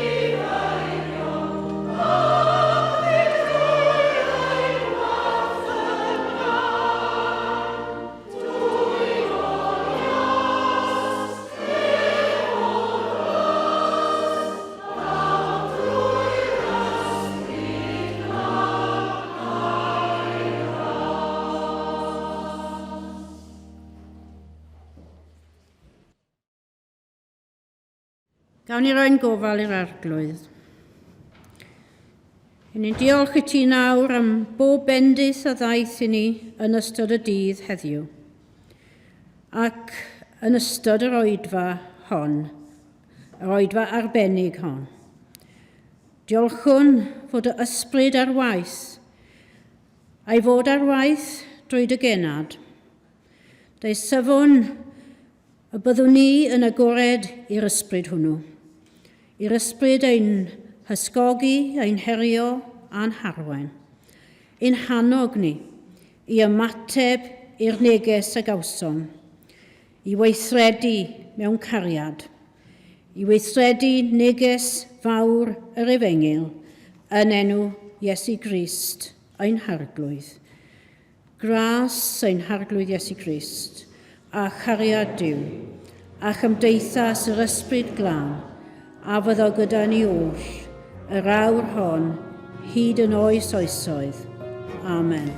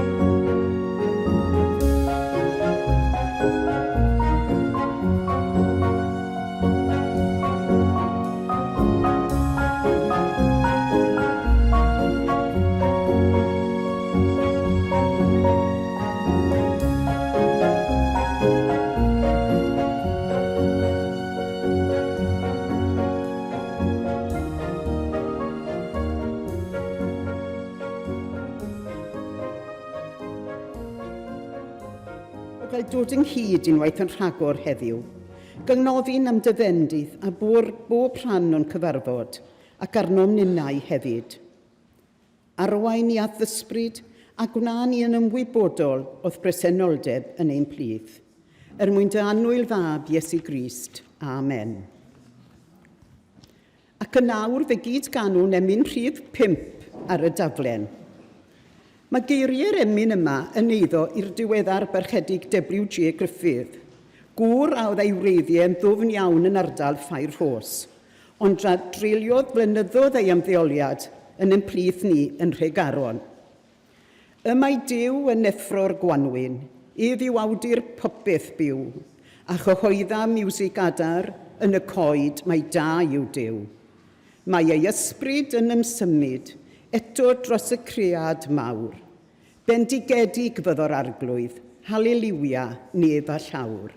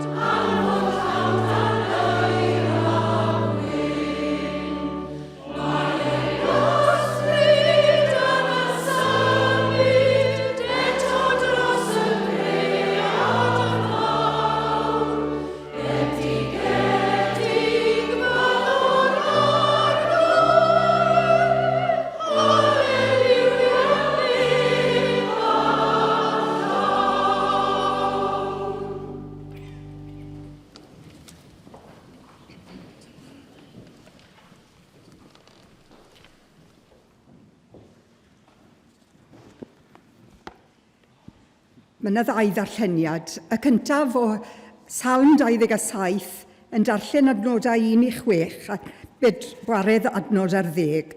Ac yna o Efengyl Luc, y 10fed bennod, ac yn darllen o adnod 38 i 42. Mae'r arglwydd yn rhoi golau i mi ac yn fach i bi. Does gen i ofn neb. Mae'r arglwydd fel caer yn fam ddiffyn i. Does neb yn fy nychryn. Pan oedd dynion drwg yn ymosod arna i, i'm llarpio fel ysglyfaeth. Nhw, y gelynion oedd yn fy ngasau, i nhw wnaeth faglu a syrthio. Petai byddi'n gyfan yn dod yn ferb i ni, fyddai gen i ddim ofn. Petai rhyfel ar fi'n torri allan, byddwn i'n gwbl hyderus. Gofynnais i'r arglwydd am un peth. Dyma beth dwi wir eisiau. Dwi eisiau aros yn hir arglwydd am weddill fy mywyd, i ryfeddu ar heilioni'r arglwydd am yfyrio yn ei deml. Bydd e'n fy nghuddio i pan dwi mewn peryg, byddai'n saff yn ei babell. Bydd yn fy ngosod i ar graig ddiogel allan o gyrraedd y gelyn. Byddai'n ennill y frwydr yn erbyn y gelynion sydd o'n cwmpas. Byddai'n cyflwyno berthau i Dduw ac yn gweiddi'n llawen. Byddai'n canu ac yn cyfansoddi cerddoriaeth i foli'r arglwydd. Gobeithio yn yr arglwydd, bydd yn ddewr ac yn aderus. Ie, gobeithio yn yr arglwydd. Wrth i Iesu deithio yn ei flaen i Jerusalem gyda'i ddisgyblion, daeth i bentref lle roedd gwraig o'r enw Martha yn byw, a dyma hi'n rhoi croeso iddo i'w chartref. Roedd gan Martha chwaer o'r enw Mair, ac eisteddodd hi o flaen yr arglwydd yn gwrando ar yr hyn roedd ei ddweud. Ond roedd yr holl baratoadau roedd angen yn gwneud yn cymryd sylw Martha i gyd. A daeth at Iesu a gofyn iddo, Arglwydd, wyt ti ddim yn poeni bod fy chwaer wedi gadael i mi wneud y gwaith i gyd? Dywed wrthi am ddod i helpu. Martha annwyl, meddai'r arglwydd wrthi. Rwyt ti'n poeni ac yn hyrfu am y pethau yma i gyd, ond dim ond un peth yn wir sy'n bwysig. Mae Mair wedi dewis y peth hwnnw, a fydd neb yn gallu ei gymryd oddi arni hi, a bod i'r arglwydd fendithio'r darllen a'r gwrando o iair sanctaidd.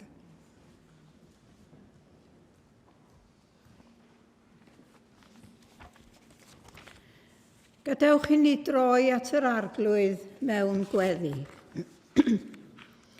Ein tad, da ni'n diolch i ti am y cyfle yma eto i ddod at yn gilydd yn ein cyfarfod Genhadol. Da ni'n diolch am gael dy gyfarch di, y di-gyfnewid a thragwyddol Dduw. Duw a thad ein harglwydd Iesu Grist. Dyda ni ddim yn heiddi dim gen ti am ei pobl syrthiedig, pechaduriaid yn syrthio ganwaith i'r un bai yda ni.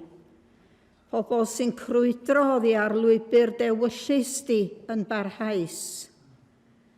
Ond fe ddiolchwn ein bod yn cael dŵad ata ti i geisio maddeiant am yn methianna i gyd, a hynny yn heiddiant yr arglwydd Iesu, yr un a aeth i'r groes a diodden yn lle ni. Diolch i fod o wedi atgyfodi ac wedi esgyn i'r nef i eiriol droson ni o'r flaen di. Gwna ni felly, o Dduw, yn bobl edifeiriol am yn pechodau a'n hanffyrlondeb i ti. Gwna ni'n bobl ddiwiol yn ein bywyd bob dydd, yn ddarllenwyr y gair ac yn ifydd i'w orchmynion, yn weddiwyr cyson. Da ni'n gofyn am dyfendith di ar y dydd heddiw a'i weithgareddau. Da ni'n diolch am y paratoi a'r croeso, a da ni'n diolch am y tywydd braf. Da ni'n diolch am y neges rydyn ni wedi i chlywed y prynhawn yma, ac rydyn ni yn gofyn dyfendith eto heno ar y siaradwr fydd yn hannerch ni. Diolch am gael croesawu yn ffrindiau o'r India. Bydd efo nhw yn ystod ei arhosiad yma. Ac rydyn ni'n cofio am y bobl yno, y bobl di sydd yn dioddau y fath erledigaeth ar hyn o bryd. Ni'n gofyn dyfendith hefyd ar y prosiectau rydyn ni chwiorydd yn eu cefnogi mewn amrywiol wledydd, boed iddyn nhw fod yn dystiolaeth o'n cariad a'n gofal dros eraill yn enw Iesu Grist. Ceisiwn dyfendith ar yr astudiaethau a'r gweithgareddau fydd yn deillio o'r cyfan a baratowyd ar y thema my fi yw'r wir wynfydden am y flwyddyn sy'n dod. Diolch am y rhai fydd yn cyflwyno'r cyfan i ni ac a fi wrthi'n barod yn paratoi y gwaith. Ac yno ni gymaint o destunau diolch o arglwydd. Felly, derbyn ddiolch yn calonau am bopeth rydyn ni dderbyn o thlaw di. Helpa ni drwy nerth yr ysbryd i fedru cau yn llygad rhag cael yn denu gan bleserau gwrag y llawr a chrwydro byth oddi ar dy lwybrau gwerthfawr di. Cadw eiriau'r emynydd yn cof bob amser. Does gennyf ond dy allu mawr i'm nerthu fynd ymlaen. Dy chawdwriaeth yw fy ngrym am conquest di am can. Ni'n diolch am y cyfan yn enw ein harglwydd Iesu Grist. Amen.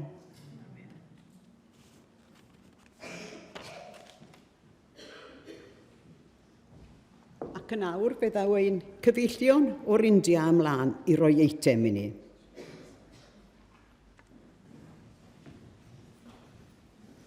Before we sing, we'd just like to say thank you very much to all of you for giving this opportunity to sing before you. Actually, our music director should be here with us, but unfortunately his visa was refused. So please don't mind our singing without proper practicing. And a special thanks especially for Reverend Nan and all the PCW and the other associations have really helped us throughout the journey. We've been here 11 days. And, and the song we're going to sing, we're going to sing in Khasi, it is about though we are sinners, yet the blood of Jesus Christ cleanses us, and we are like the temple, our bodies are the temple of God.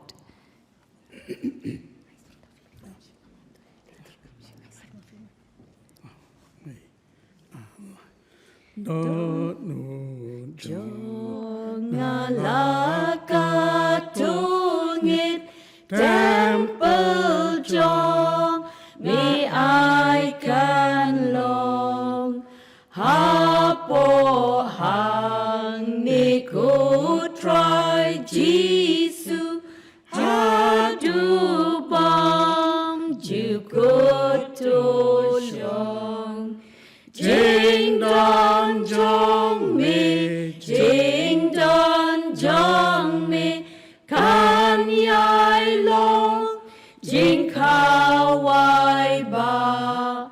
Jing don jong mi, jing don jong mi, kan yai long, jing kawai ba. Tang shi por ban yo ya selok, tang shi por ban pechami, hajar sin kalong kam kordor ya kijing sngobabam ne. ngan ai baro, ngan ai baro, tang ban yo, ya lok bat mi, ngan ai baro, ngan ai baro, tang ban yo, ya lok bat mi, tu botat ya kiken jeri, tu pelat kamen simhi, ngalatat bat syong ha jingdum atuan jing shai kasni, haka jing shai, haka jing shai, men sim jong ngakas ngawun, haka jing shai, haka jing shai, men sim jong ngakas ngawun. To God be the glory.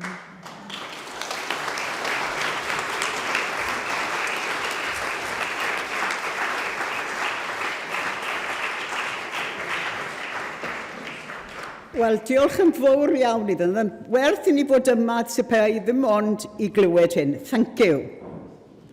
Ac yn awr, fe wneir y casgliad ac fe ddaw y parchwotgyn James ymlaen i offrymu bendith ar yr offrwm. Rwan, dewch ni gydweddio. Dad, yn diolch i ti heno yn bod ni'n cael bod yn rhan o dy genhadaeth fawr di yn y byd. A dyn ni'n diolch i ti cyn llunio'r byd a chyn lledu'r nefoedd wen. Fe drefnais di ffordd yn Iesu Grist ar gyfer bobl fel ni i ddod i berthynas gyda thi. A dyn ni'n diolch i ti dy fod ti di addo a gawson ni ragflas o hynny eto heno. Rhyw ddwrnod y bydd y nef ar ddeiar yn llawn o bobl o bob cenedl a llwyth ac iaith o flaen dy orsedd di. Yn canu ac yn moli ac yn canmol yr oen, ac yn dweud mae teilwng yw yr oen gath i ladd i dderbyn anrhydedd a gallu a gogoniant yn oes oesoedd. Ni'n diolch i ti felly, dy fod ti yn arglwydd ar bob peth, yn berchenog bob peth, hyd yn oed yn hanadl nesaf oddi wrth y ti yma'n dod. Ni'n diolch i ti dy fod ti wedi'n gwachodd ni i fod yn rhan o'r genhadaeth fawr yna, a'n bod ni mewn gwaith ac mewn cyfraniadau yn cael cyfrannu rhyw chydig i'r gwaith mawr hwnnw. Derbyn yn rhoddio ni, derbyn yn calonau ni, derbyn yn bywyd ni, derbyn yn hoffrwm ni, a defnyddio ni arglwydd yn dy law, yn y genhedlaeth hon, yn y Gymru hon, yn y byd hwn, heddiw ac yn oes oesoedd, arglwydd cliw ni, llanw'n calon ni gyda'r gariad, yn gwefusau gyda'r glod, dydang nefedd, dyro i ni yn barhaus, trwy Iesu Grist i'n harglwydd y gyfynwn ni hyn. Amen.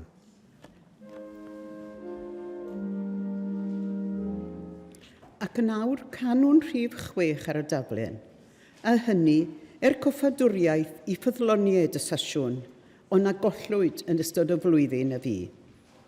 Fe ganwn yr emyn yma ar y dôn breo Eleri, o eiddor diweddar W. Llywelyn Edwards, Capel y Garn, Bow Street.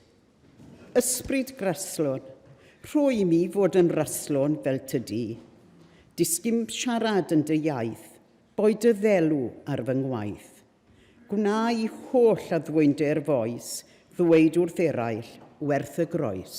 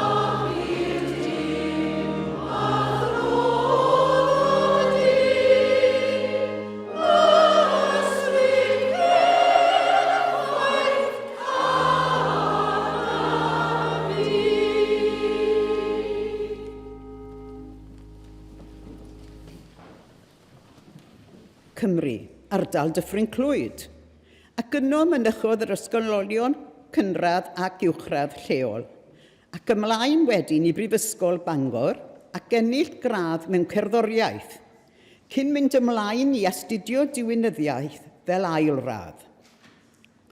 Ef oedd swyddog ieuenctid cyntaf Undeb yr Annibynwyr yn yr 80au. Bydd o gydweithio am gyfnod gyda'r diweddar Bartigia Davies ar gyngor y gaholiaeth a chyffuriau. Gweithiodd hefyd fel eddynglydd a chafodd ei benodi yn ysgrifennydd cyffredinol y Gynghrair Eddygylaidd yng Nghymru. Yn 1999, sefydlwyd yr elusen Gobaith i Gymru, ac ef oedd swyddog maes yr elusen honno. Ond rwy'n siŵr i nifer ohonoch chi fel fi, iddo ddod i amlygrwydd a mae ef yn bennaf gyfrifol am y cyfieithaid cyfoes o'r ysgrythur, sef Bible.net. Diolch amdano ac fe gaiff ei ddefnyddio'n gyson yn ein gwasanaethau. Felly, croeso cynnes i chi yn plith. Diolch yn fawr iawn. Diolch i chi am eich geiriau caredig. Dwi ddim yn arddel y busnes doctor ma o gwbl. Arfon, please. Ond gai ddiolch am y fraint o gael dod i anerch yma heno. Mae yn fraint ac yn werthfawr oherwydd yn bod ni'n cael yn atgoffa fel oedd Mererid yn deud y pnawn yma, bod Duw yn dal ar waith. Mae Duw a i efengil o yn mynd i lwyddo doed a ddel. Ond i wrth y modd yn gwrando ar Mererid y pnawn yma ac yn enwedig yn meddwl am yr ysbryd gobeithiol oedd gynni. Oherwydd, dyn ni'n colli golwg ar hwnnw. Ond ar yr un pryd, mae rhaid i ni fod yn... Mae rhaid ni wynebu reality yn does. So ni'n tybio fod nifer o gapeli, presbyteried, yr annibynwyr, y bedyddwyr a'r Eglwys yng Nghymru, mae'n siŵr, wedi cau y blynyddoedd diwetha yma. Rhyw 20 mlynedd yn ôl oedden ni'n rhannu amser yn cyn y mileniwm a dechrau'r mileniwm newydd, ond erbyn hynny, dyn ni'n ei rannu o cyn Covid a wedi Covid yn dydyn.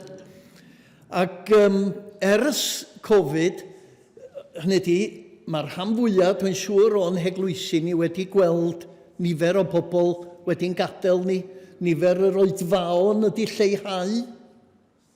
Rhai wedi penderfynu o mae un oedfa'n ddigon bellach. Chi'n gwybod, mae pethau yn anodd. Dyn ni'n wynebu her yn dydyn. Dyn ni wedi cael yn galw i genhadu ac i rannu y newyddion da am Iesu Grist. A dyna gobeithio fyddwn ni'n ei wneud.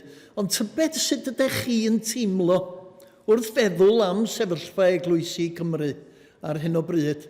Ond i fachgen drwg oeddech chi'n dweud bod fi'n swyddog ieuenctid Undeb yr Annibynwyr. Un peth nes i ddari upsetio lot o bobl oedd cyhoeddi beiro bach efo geiriau arni oedd yn adlewyrchu'r ffaith bod hi'n gyfnod llosgi tai ha. Chi'n cofio hwnnw pan oedd y tai ha yn cael ei llosgi. Ac o'n i wedi gwneud y beiro ma'n dweud rhwng gapeli Cymru ar dan. Yn ydi onest'r dwbl iddo fo. Dwi'n dal isio gweld capeli Cymru ar dan. Tan yr ysbryd glân yn dod lawr ac yn cyffwr ni unwaith eto. A dwi isio jyst ystyried am chydig heno, sut ydyn ni'n symud o'r sefyllfa ydyn ni yn ei rwan i weld hynny'n digwydd. Nid yn gwaith ni ydi wrth gwrs, ond gwaith Duw ei hun. A dwi am ganolbwyntio chydig ar hanes Mair a Martha. Ac yn arbennig meddwl am y cwestiwn yma, sut ydyn ni'n ail ddarganfod yn blaenoriaethau? Oedd Mererid y pnawn yma yn awgrymu yn peth oeddwn ni wedi fwriadu i ddeud, bod ne berig i ni feddwl mae'r ffordd ymlaen ydy cynnal yn cyfundrefnau. Ond nid denne yn blaenoriaeth ni, nid denne'n galwad ni, nid cynnal cyfundrefnau ydy'n galwad ni, ond cyhoeddi y newyddion da am Iesu Grist. Nawr, dyn ni yn wynebu her ers Covid, capeli'n cau, torri nôl ar weithgareddau a nifer yr oedfaon, cynulleidfaoedd yn mynd yn hun. A'r cwestiwn dwi eisiau ofyn ydy beth ydy'r ateb i'r argyfwng.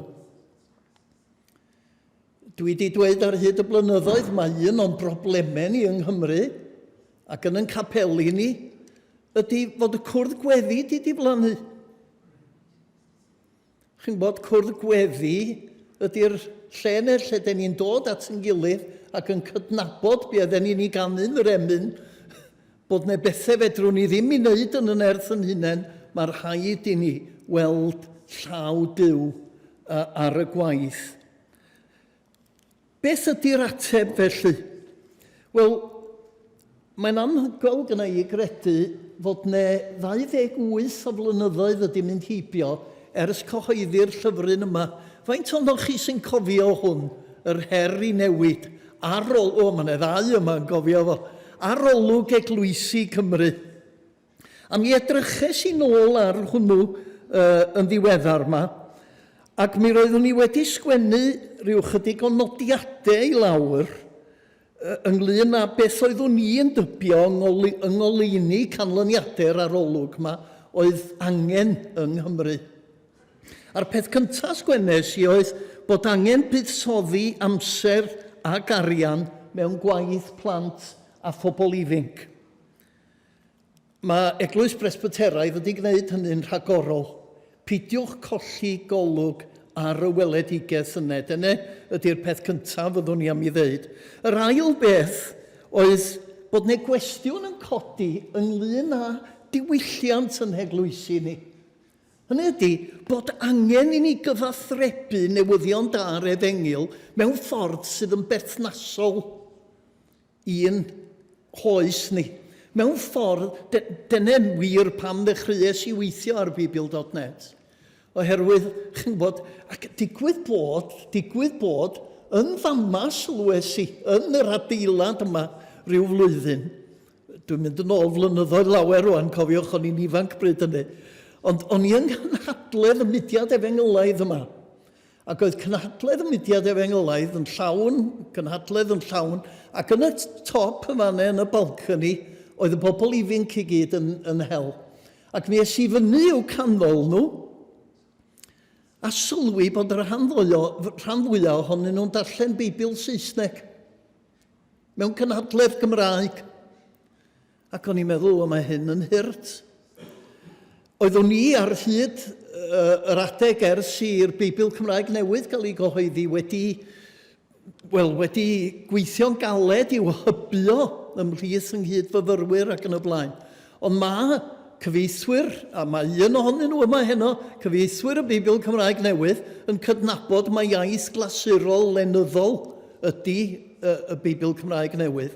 Ac o'n i'n sylweddoli bod lot fawr o bobl ifanc ddim yn ei ddallt ond ddim yn darllen iaith glasurol, a bod angen rhywbeth mwy llafar. A dyna pam es i ati ac oedd Cymdeithas y Beibl hefo polisi bryd hynny i gael 2 gyfeithiad ym mhob iaith. Un oedd yn gyfeithiad safonol, clasurol, mwy llythrenol, ac un yn gyfeithiad mwy rhydd a dynamig. Ond oedd hi angen oherwydd bod angen rhywbeth i gyrraedd iaith a diwylliant y genhedlaeth ifanc oedd yn codi. Felly, oedd hwnna'n gwestiwn pwysig. Y trydydd cwestiwn oedd, sut ydyn ni'n mynd ati helpu'r eglwysi i weithredu mewn ffordd sydd yn gymwys i'w niferoedd nhw? Dwi'n cofio mynd rhai blynyddoedd yn ôl i brygethu, oedd hi ddim yn eglwys Presbyteraidd, rhaid gofyn i chi ddechrau nhw'n. Ond mi es i brygethu yn capel, ac o'n 4 yn y gynulleidfa. O'n un tu ôl i'r organ, yn fama. Oedd yr organ o'mlaen i, lle. A 3 dynes yn eistedd o dan y balcony reit yn y gefn. A mi ofynes i iddyn nhw, sech chi licio dod ymlaen. Gwrthod symud. Oeddech chi'n mynnau gobeithio na gydech. Oedden nhw'n gwrthod y lan a symud. Felly yn y diwedd, oedd rhaid i mi wahodd y ddynes oedd wrth yr organ i ddod i'r cefn hefo fi, a ddaru fi roi pregeth iddyn nhw o'r set o'i blaenau nhw. Oedd hi fwy osgo syl nag oedd hi o bregeth. Ond ydych chi'n bod, ond e ddim pwynt, a dwi'n teimlo weithiau bod ni'n teimlo bod rhaid i ni gadw at yr hen drefn, diolch bwys faint o bobl sydd yn yn hoedfa ni. Pam fedrwn ni'n bod yn fwy o deulu, ynde? Pam fedrwn ni ddim rhannu hefo'n gilydd a bod yn agored? Nid dweud, nid siarad yn erbyn y ffaith bod angen darllen o'r gair ydw i, nid siarad yn erbyn y ffaith bod angen gweddi ydw i, nid siarad yn erbyn y ffaith bod angen moli Duw ar gân. Ond gadwch ni mlacio chydig, ynde? Ac hefo'n gilydd ceisio arweiniad Duw. A wedyn y peth ola oedd y weledigaeth genhadol. A mae hwn yn berthnasol nid just ar gyfer dramor, mae o'n berthnasol ar yn cyfer ni iawn. I wrth y modd yn clywed bod gwaith arian dych chi'n ei gasglu yn cefnogi gwaith pobl fel Mererid. Dwi yn credu fod angen i'n heglwysi ni fod yn lefydd mwy croesawgar. Yn rhy aml, be mae pobl ifanc yn arbennig, a dwi'n dal i wneud dipyn o waith efo pobl ifanc mod i ddigon hen i fod yn daid iddyn nhw bellach. Pobl ifanc, dyma'r delwedd sydd gynnyn nhw o gapel. Os di hwn yn gweithio. Dangerous building, keep out. Chi'n gwybod? Ac ar ryw ystyr, falle, y byddai'n gwneud lles i'n capeli ni tas ydi dipyn nhw'n llosgi. Yn llythrenol, felly. Mae'r rhan fwyaf o'n heglwysi a'n capeli ni a gwaith Iesu Grist yn gwahanol ardaloedd ni wedi dechrau mewn cartrefi. Neu sguboriau neu hyd yn oed dafarndau. Ni ydy'r adeilad, ni ydy pobl Dduw, ni sydd yn credu yn Iesu Grist ac yn ei ddilyn o. Nid adeilad sy'n agor unwaith yr wythnos i gynnal oedfa sydd i angen. A'r oedfa honno'n anffodus yn aml iawn, ddim yn wahanol iawn i be oedd i ganol y ganrif ddiwetha pan ges i yng ngeni ac o'n i'n mynd i Capel y Glyn, Capel Bach Presbyteraeth yn Nyffryn Clwyd. Un peth sydd wedi newid, a dwi'n falch o ddeud, ydy bod pobl fel Mererid a Nan merched yn cael pregethu ac yn arwen yn eglwysi ni bellach. Ac os ga i ddeud, dwi'n mynd i siarad am hyn, ond yn y broses o gyfieithu'r Beibl, dwi wedi dod i'r argyhoeddiad bod gweinidogaeth yn seiliedig ar y doniau mae Duw yn ei roi i bobl, nid yn seiliedig ar y dech chi'n ddyn neu'n ddynes. A mae'n bwysig i ni ddarganfod hynny. Mae'n rei adnodau wedi cael eu cymryd allan o'r Beibl, tawed y gwragedd yn yr eglwysi, ydy'r enghraifft ynde, a maen nhw wedi cael eu cymryd allan o'i cyd-destun, a mae hynny'n golygu bod nhw'n cael eu cam ddefnyddio yn aml. Ond ar ôl dweud bod mwy o ferched yn pregethu rwan, mae rhaid cydnabod hefyd na merched yn aml sydd yn gwneud gwaith Martha yn yn heglwysi ni yn rhy aml. Faint o ddynion oedd yn y cefn yn helpio efo'r sandwiches a'r te? Dwi'n siŵr. Mae angen i hynny newid hefyd. Nawr, gadwch mi just troi at hanes Mair a Martha. Pentre bach o'r enw Bethania, a mae Iesu a disgyblion yn cyrraedd yno yn y pentre, lle roedd Martha ei chwaer Mair yn byw. A dyn ni'n darllen fod Mair wedi eistedd o flaen neu eistedd wrth draed Iesu a gwrando arno fo yn dysgu. Ond bod Martha yn poeni oherwydd yr holl baratwadau oedd angen I gwneud. Dych chi'n gwybod, oedd Iesu a'i ddisgyblion yn cyrraedd yn sydyn, oedd angen lle iddyn nhw aros, oedd angen bwyd iddyn nhw ac yn y blaen ac yn y blaen. Ac dyn ni'n gweld fod Martha'n dod at Iesu a bron iawn yn ei geryddio a'n deud, te dwi'n byw ti'n gadael I hon eistedd yma yn gwrando arna ti yn siarad, a mae'r holl waith tu yma gyda I wneud, mae'n rhaid I ti ddod i'n helpu fi. A dych chi bron yn teimlo bod Martha yn ceryddu Iesu. Ac ateb Iesu ydy hyn, Martha, un peth sy'n bwysig. Un peth sy'n angen rheidiol, a mae Mair wedi dewis yr rhan orau. Mae rhaid mi ddeud hyn gyda llaw. Dwi'n gwybod faint o'noch chi sydd yn dal I ddarllen Bibl William Morgan. Ond chi'n gwybod yr adnod nes sydd yn dweud bod Mair yn eistedd wrth draed Iesu. Yn Bibl William Morgan, mae o'n dweud roedd Mair hefyd yn eistedd wrth draed Iesu. A mae'n rei cyfeithiadau yn Saesneg hefyd sydd yn credu bod Martha'n gwrando ar Iesu. Ond ar yr un pryd, chi'n gwybod, bod hi'n poeni am yr holl baratwadau yma. Nawr, beth am fywyd ysbrydol Martha?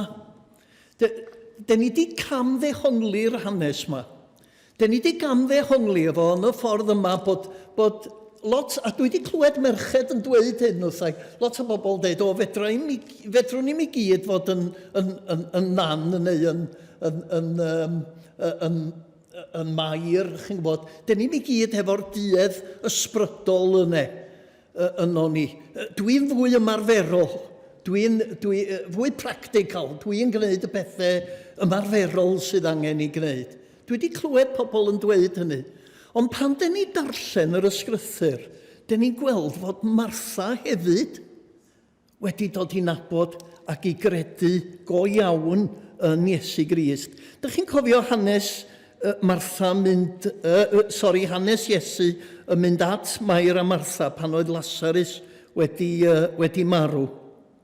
Oedd Iesu ar y pryd yn Perea, sef yr ochr arall i'r Iorddonen, yr ardal da ni'n nabod bellach fel gwlad yr Iorddonen. Dwi'n siŵr, dwi wedi anghofio hwn. Dwi wedi gadael hwn wedi anghofio am yr beth. Hanes atgyfodi Lazarus, ma ni. Mae Martha, pan mae Iesu'n dod o Perean ar ôl deuddydd, mae o wedi disgwyl yna am ddeuddydd ar ôl clywed bod Lazarus yn sal. Mae Martha yn mynd allan i'w gyfarfod ond Mair yn aros yn y tŷ. A be mae Martha'n I ddweud wrtho fo, dwi wedi pigo rhai adnodau allan yn fama. Arglwydd, tase ti wedi bod yma, fydde fy mrawd ddim wedi marw. Ond hynny dwi'n dal I gredu y bydd Duw yn rhoi ti beth bynnag rwyt ti'n I ofyn ganddo. O'n i'n meddwl wrth baratoi ar gyfer hwn, tybed os di'n rhyw fath o ddameg fachon eglwysi ni, chi'n gwybod, bod rhai ohonyn nhw wedi dod i'r pwynt, wel, maen nhw'n farw. Ond hynny, da ni'n dal I gredu y gall Duw ddod â bywyd allan o'r sefyllfa anobeithio. A wedyn yn nes mlaen, mae'n dweud, dwi'n gwybod y bydd yn dod yn ôl yn fyw. Pan mae Iesu Grist yn dweud, fe atgyfoda dy frawd. Mae Martha'n dweud, dwi'n gwybod y bydd yn dod yn ôl yn fyw. Adeg yr atgyfodiad ar y dydd olaf. Ac yn nes mlaen, mae'n dweud hyn. Ydw arglwydd. Iesu'n gofyn iddi, wyt ti'n credu? Ydw arglwydd. Dwi'n credu mai ti ydy y Mesia, mab Duw. Dwi o hyd ydy rhyfeddu at hwn, oherwydd tua'r un adeg. Chi'n cofio Pedr yn Cesarea Philippi yn cyffesu ti ydy'r Mesia, mab y Duw byw. Dwi wedi clywed I ginio bregethau ar yr adnod yna, ond dwi rioed wedi clywed bregeth ar gyffes Martha. Ynde? Mae'r rhyfedd. Be dwi wedi wneud? Pwyso'r botol ma'n gywir. A wedyn, pan mae Martha yn penderfynu mynd i gael Mair i ddod i weld Iesu, mae'n ei alw fo'n athro. Disgyblion oedd yn galw rabbi yn athro, a dim ond y disgyblion. Sydd yn awgrymu i mi, nid yn unig, mae nid Mair yn unig oedd wedi eistedd wrth ei draed o fel disgybl, yn cael ei pharatoi i fod yn genhades ar ei ranno, ond bod Martha hefyd wedi gwneud hynny. Ac oedd ffydd Martha yn dod i'r golwg yn yr hanes yma. Ond gadwch ni fynd yn ôl i Lug 10 am funud. Mae Mair yn eistedd o flaen yr arglwydd yn gwrando ar yr hyn roedd o'n ei ddweud. Mae'n ei adnod yn Actau'r ail bennod ar 20, lle mae'r apostol Paul yn dweud bod o wedi eistedd wrth draed Gamaliel. A rhyw fath o idiom oedd hwnna eistedd wrth draed rhywun am ddisgybl yn cael ei hyfforddi gan yr athro i fynd allan i genhadu. Yn y ganrif gyntaf, yn ôl pob tebyg, chydig iawn o ferched oedd yn cael addysg ffurfiol. Chydig iawn oedd yn llythrennog. Oedden nhw'n gweithio adre yn y cartre. Nhw oedd yn gofalu am y teulu a'r tŷ, a fel oedd Mererid yn deud y pnawn ma, nhw oedd yn mynd i nôl y dŵr o'r ffynon ac yn y blaen.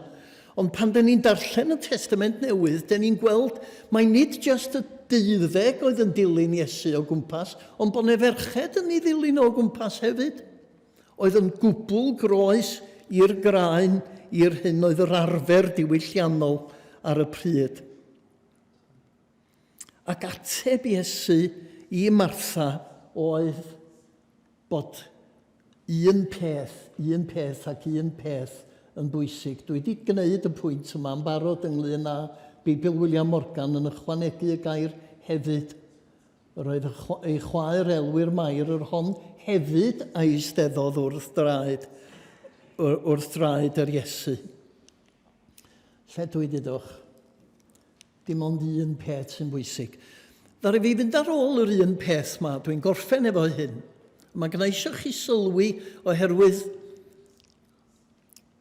be o'n i'n deimlo gynna eisiau rannu hefo chi heno oedd hyn.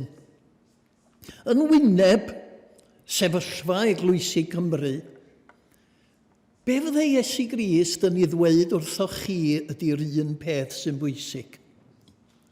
A dwi wedi dod o hyd i 5 adnod lle mae yr un peth yma yn dod i'r golwg.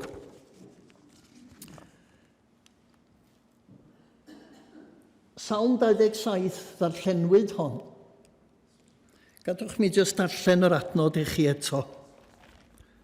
Dyma mae'r salmydd yn ei ddeud yn Psalm 27.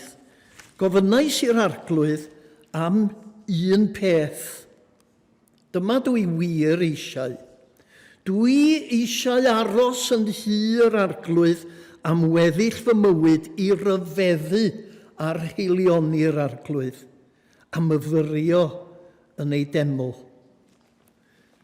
Da ni'n darllen yr adnodau yma. Ydy hwnna'n brofiad i chi heno? Dyna di'r cwestiwn.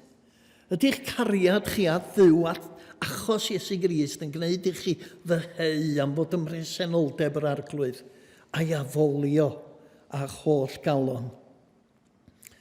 Yr ail un peth oes i ar ei draws oedd hanes y dyn ifanc cyfoethog. Dych chi'n cofio hwnnw? Oedd hwnnw'n licio deud brolio, wel dwi wedi cadw'r gorchmynion i gyd.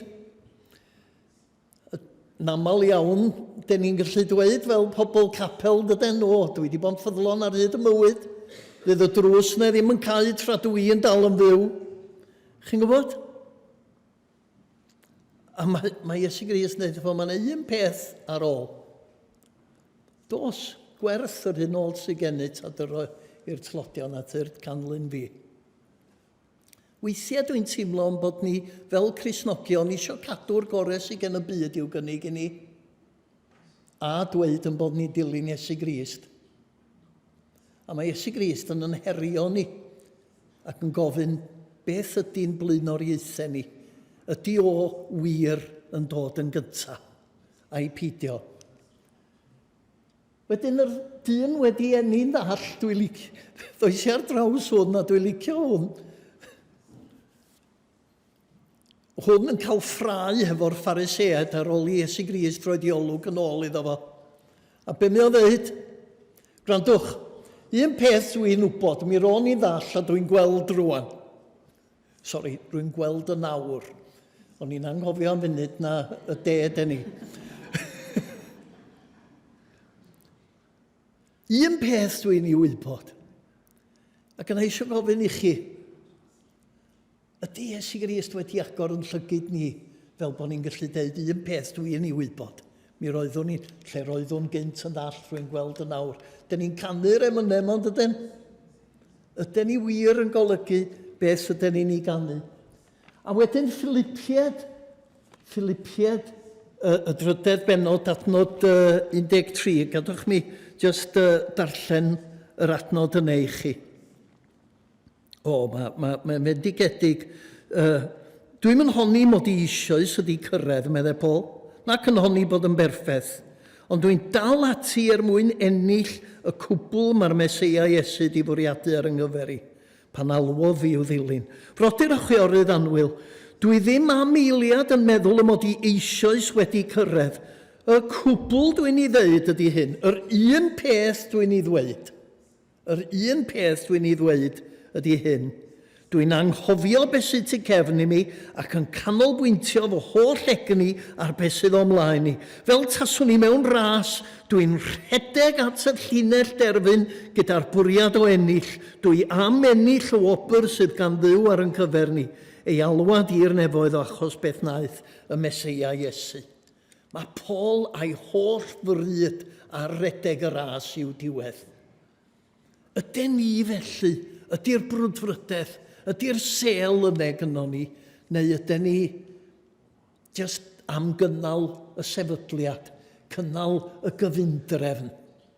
Gadwch i ni roi yn bywydau i Iesu Grist yn llawn, a wedyn, yr adnod, dim ond un peth sy'n bwysig, neu un peth sy'n angen rheidiol falle ddyle fo fod, dyna sy'n yn y BCN. Un peth sy'n wir i angen. Un peth sy'n wir i angen. Dwi'n gorffen. Faint ohonoch chi sydd wedi bod yn dilyn y trafferthion sydd wedi bod yn Iran? Yn ydy, mae merched yn cael ei camdrin ar hyd a lled y byd. Un o'r llyfrau ddarllenes i, fyddai'n werth i chi ddarllen o, di llyfr gen Elaine Stokey o'r enw Scars Across Humanity. Mae yna rhywbeth ynglyn â pechod y natur ddynol sydd yn gwneud i ddynion o'r mesu merched. A mae merched yn cael ei gormesu yn Iran. A mae'r ymgyrch fawr yma. Ond y sioc ges i oedd darganfod, faint sydd, dwi'n gwybod, just cyn Covid, rhyw 2 blynedd yn ôl, darganfod am y tro cyntaf, mae yn Iran, mae'r eglwys yn tyfu gyflyma. Mae pawb yn deud mae yn China, a mae'n ddiddorol gyda llaw bod yr rhan fwyaf o'r eglwysi yn China yn cael ei arwain gen ferched, yr eglwysi tanddaearol. A mae'r eglwys tanddaearol yn Iran yn tyfu yn gyflymach nac unrhyw le arall yn y byd i gyd. A ddarllenes i hwn, for the last few years, Iran's underground church has been the fastest growing Christian church in the world. What has been the secret of its success? It isn't loud worship concerts, pastors with seminary degrees, or well-planned events. It does not look like Western churches at all.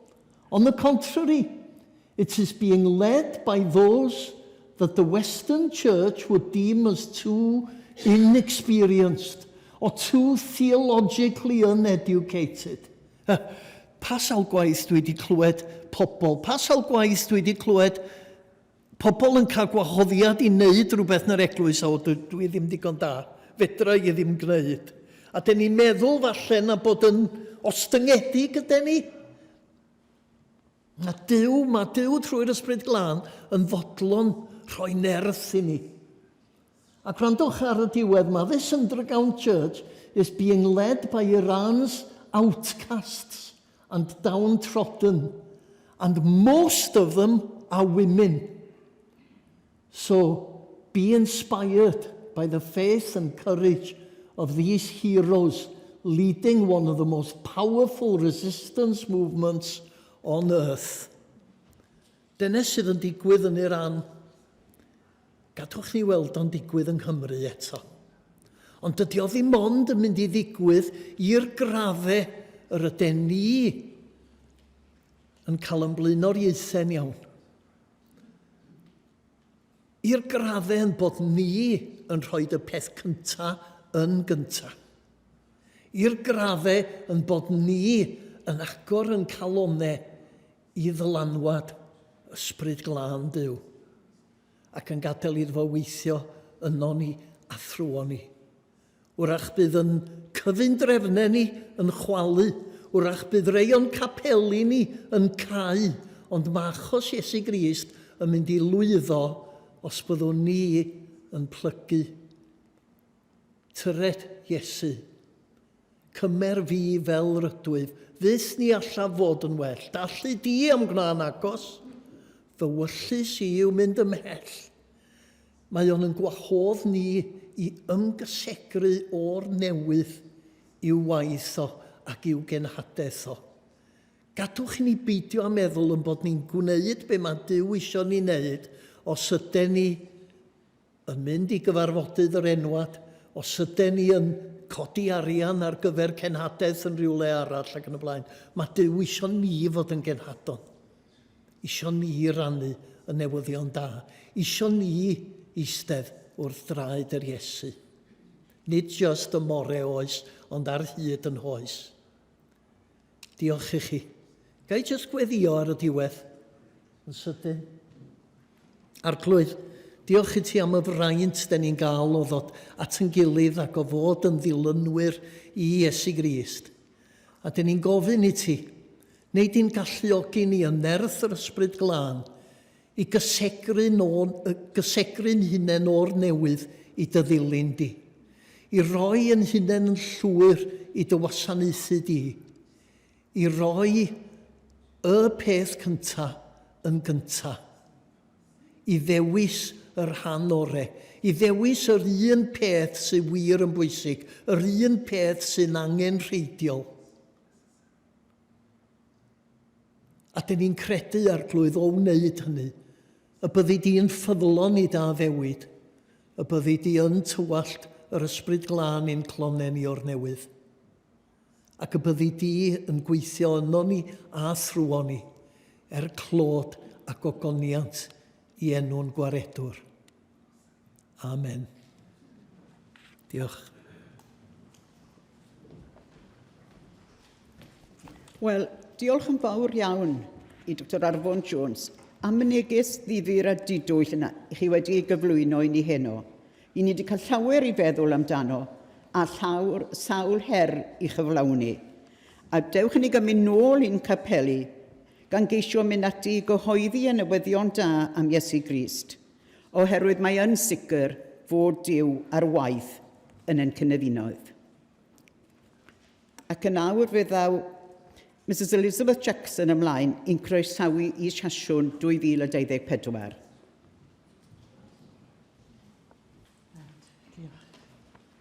Diolch yn fawr. Diolch yn fawr i chi gyd am y cyfle ar rhan chwiorydd Henaduriaeth Myrddin eich gwahodd i Sasiwn 2024. Nawr, fi'n gwybod bod chi gyd yn gwybod le mae Sir Gyfyrddin, ond fi'n mynd i weithio chi. Mae Sir Gyfyrddin yn ne Cymru, a Chyfyrddin yw'r prif dref ar hynaf yn Gymru wrth hanes. A mae Henaduriaeth Myrddin yn cynnwys 5 dosbarth. A 47 o gapeli, 1,134 o aelodau, ond dim ond 2 weinidog. A mae 2 weinidog yn gweithio yn galed iawn gyda ni, mae rhaid i ni weid. Mae'r 5 dosbarth ar wasgar dros y sir. Mae tywi cothi ar ei daman yn y gogledd, a wedyn tua'r gorllewin mae Gyfyrddin, dosbarth Gyfyrddin, a wedyn tua y canol a de a mae yr afordir a gwendraeth.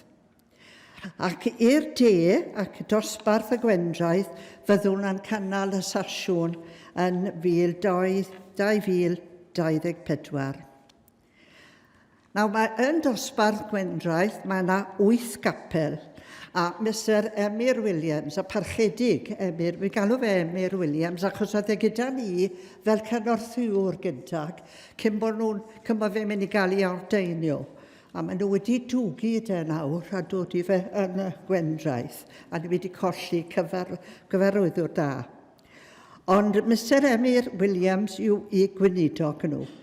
A mae 8 capel yna, a mae'r 8 capel yn ymuno a roi cymwynas gyda'i gilydd I gapel Soar Pontyberem. A yna lle fyddwn ni yn y Sasiwn, Soar Pontyberem. Nawr mae llawer o hanes yn Gyfyrddin, lawer o castelli da ni, a mae llawer môr yn agos iawn I ni gyd. A mae'r mynyddoedd yn y gogledd a'r môr yn y de, of course. Yeah. Mae capel Soar yng nghanol pentre Pontyberem, wrth ymyl yr afon Gwendraeth Fawr. Ac mae yna sawl capel yn yr ardal. Capel Cersalem, yr Annibynwyr, Eglwys St John, yr Anglican, Eglwys y Catholig, a Tabernacl Capel y Bydyddwyr. A cyn y pandemig, yr oedd yn y pentre fachyn o Bantabrenem, ond gyd yn ymuno gyda'i gilydd, a rhwng yr adeiladau a crefyddol yn yr ardal.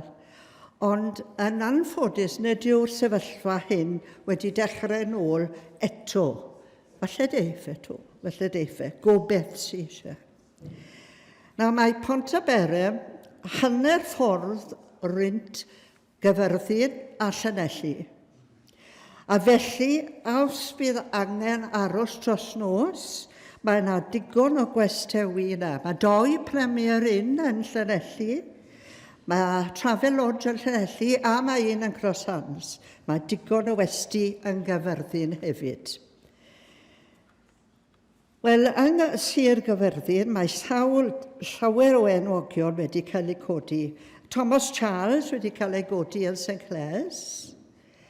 A Griffith Jones, dechrau ysgolion yn Llanddowror. Evan Roberts, dyn mawr y diwygiad yn Caslwgwr. A wedyn, y 2 fachyn fyddwch chi ddim yn abod mor dda. William Williams Pantracellian. William Nantlais William. Wel, mae fe o Sir Gyfyrddin hefyd. Wel, heb sôn am ymenwyr a beirdd, mae beirdd hyn, mae llawer o bobl arall wedi cael ei geni am Pontyberem. Ydych chi'n abod Nigel Owens, oedd e rygbi, Gwenda Owen, canu, Johnny Clayton, yna dwy ddim yn abod y dyn ond fe'n debyg bod Johnny Clayton war y darts, a mae war y darts yn dda, a mae o Pontyberem. Mae'r dyn arall, Hywel Harris, ond nid y Hywel Harris, H-E-W-E-L, ond H-O-W-E-L yw e. A mae'r dyn yn arluniwr, a mae'n arluniwr arbennig iawn, a un o Pontyberem mae e, ond hyn I heb clywed amdano fe. Ond o'n I wedi clywed am Dorothy Squires, so hi o Pontyberem. So mae dach chi bobl hen a bobl ddim mor hen, nag oes e.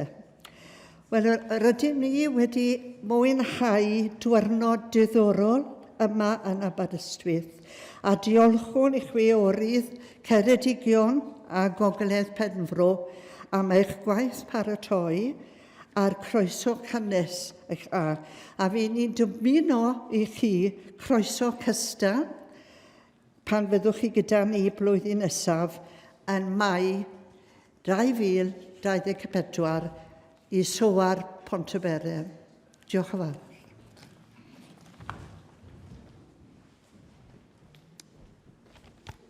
Wel, diolch yn fawr i chi ac edrychwn ymlaen nawr i gael mynd i Pontyberem flwyddyn nesaf. Wel nawr tem, ar y dafle wi'n gweld bod y diolchiadau, wel mae yna nifer o diolchiadau, ond fi'n mynd i togi nhw dipyn.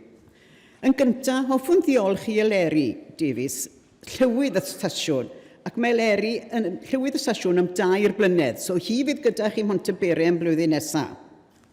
Am yr holl waith mae wedi wneud mwyn sicrhau llwyddiant i'r stasiwn yma yng Nghapel y Morfa, lle mae'n aelod brwdfrydig ac yn flaenorau sweithgar.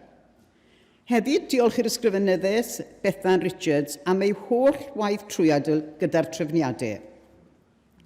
Diolch i Mrs Mary Jones Morris am gyfeilio yn y 2 gyfarfod.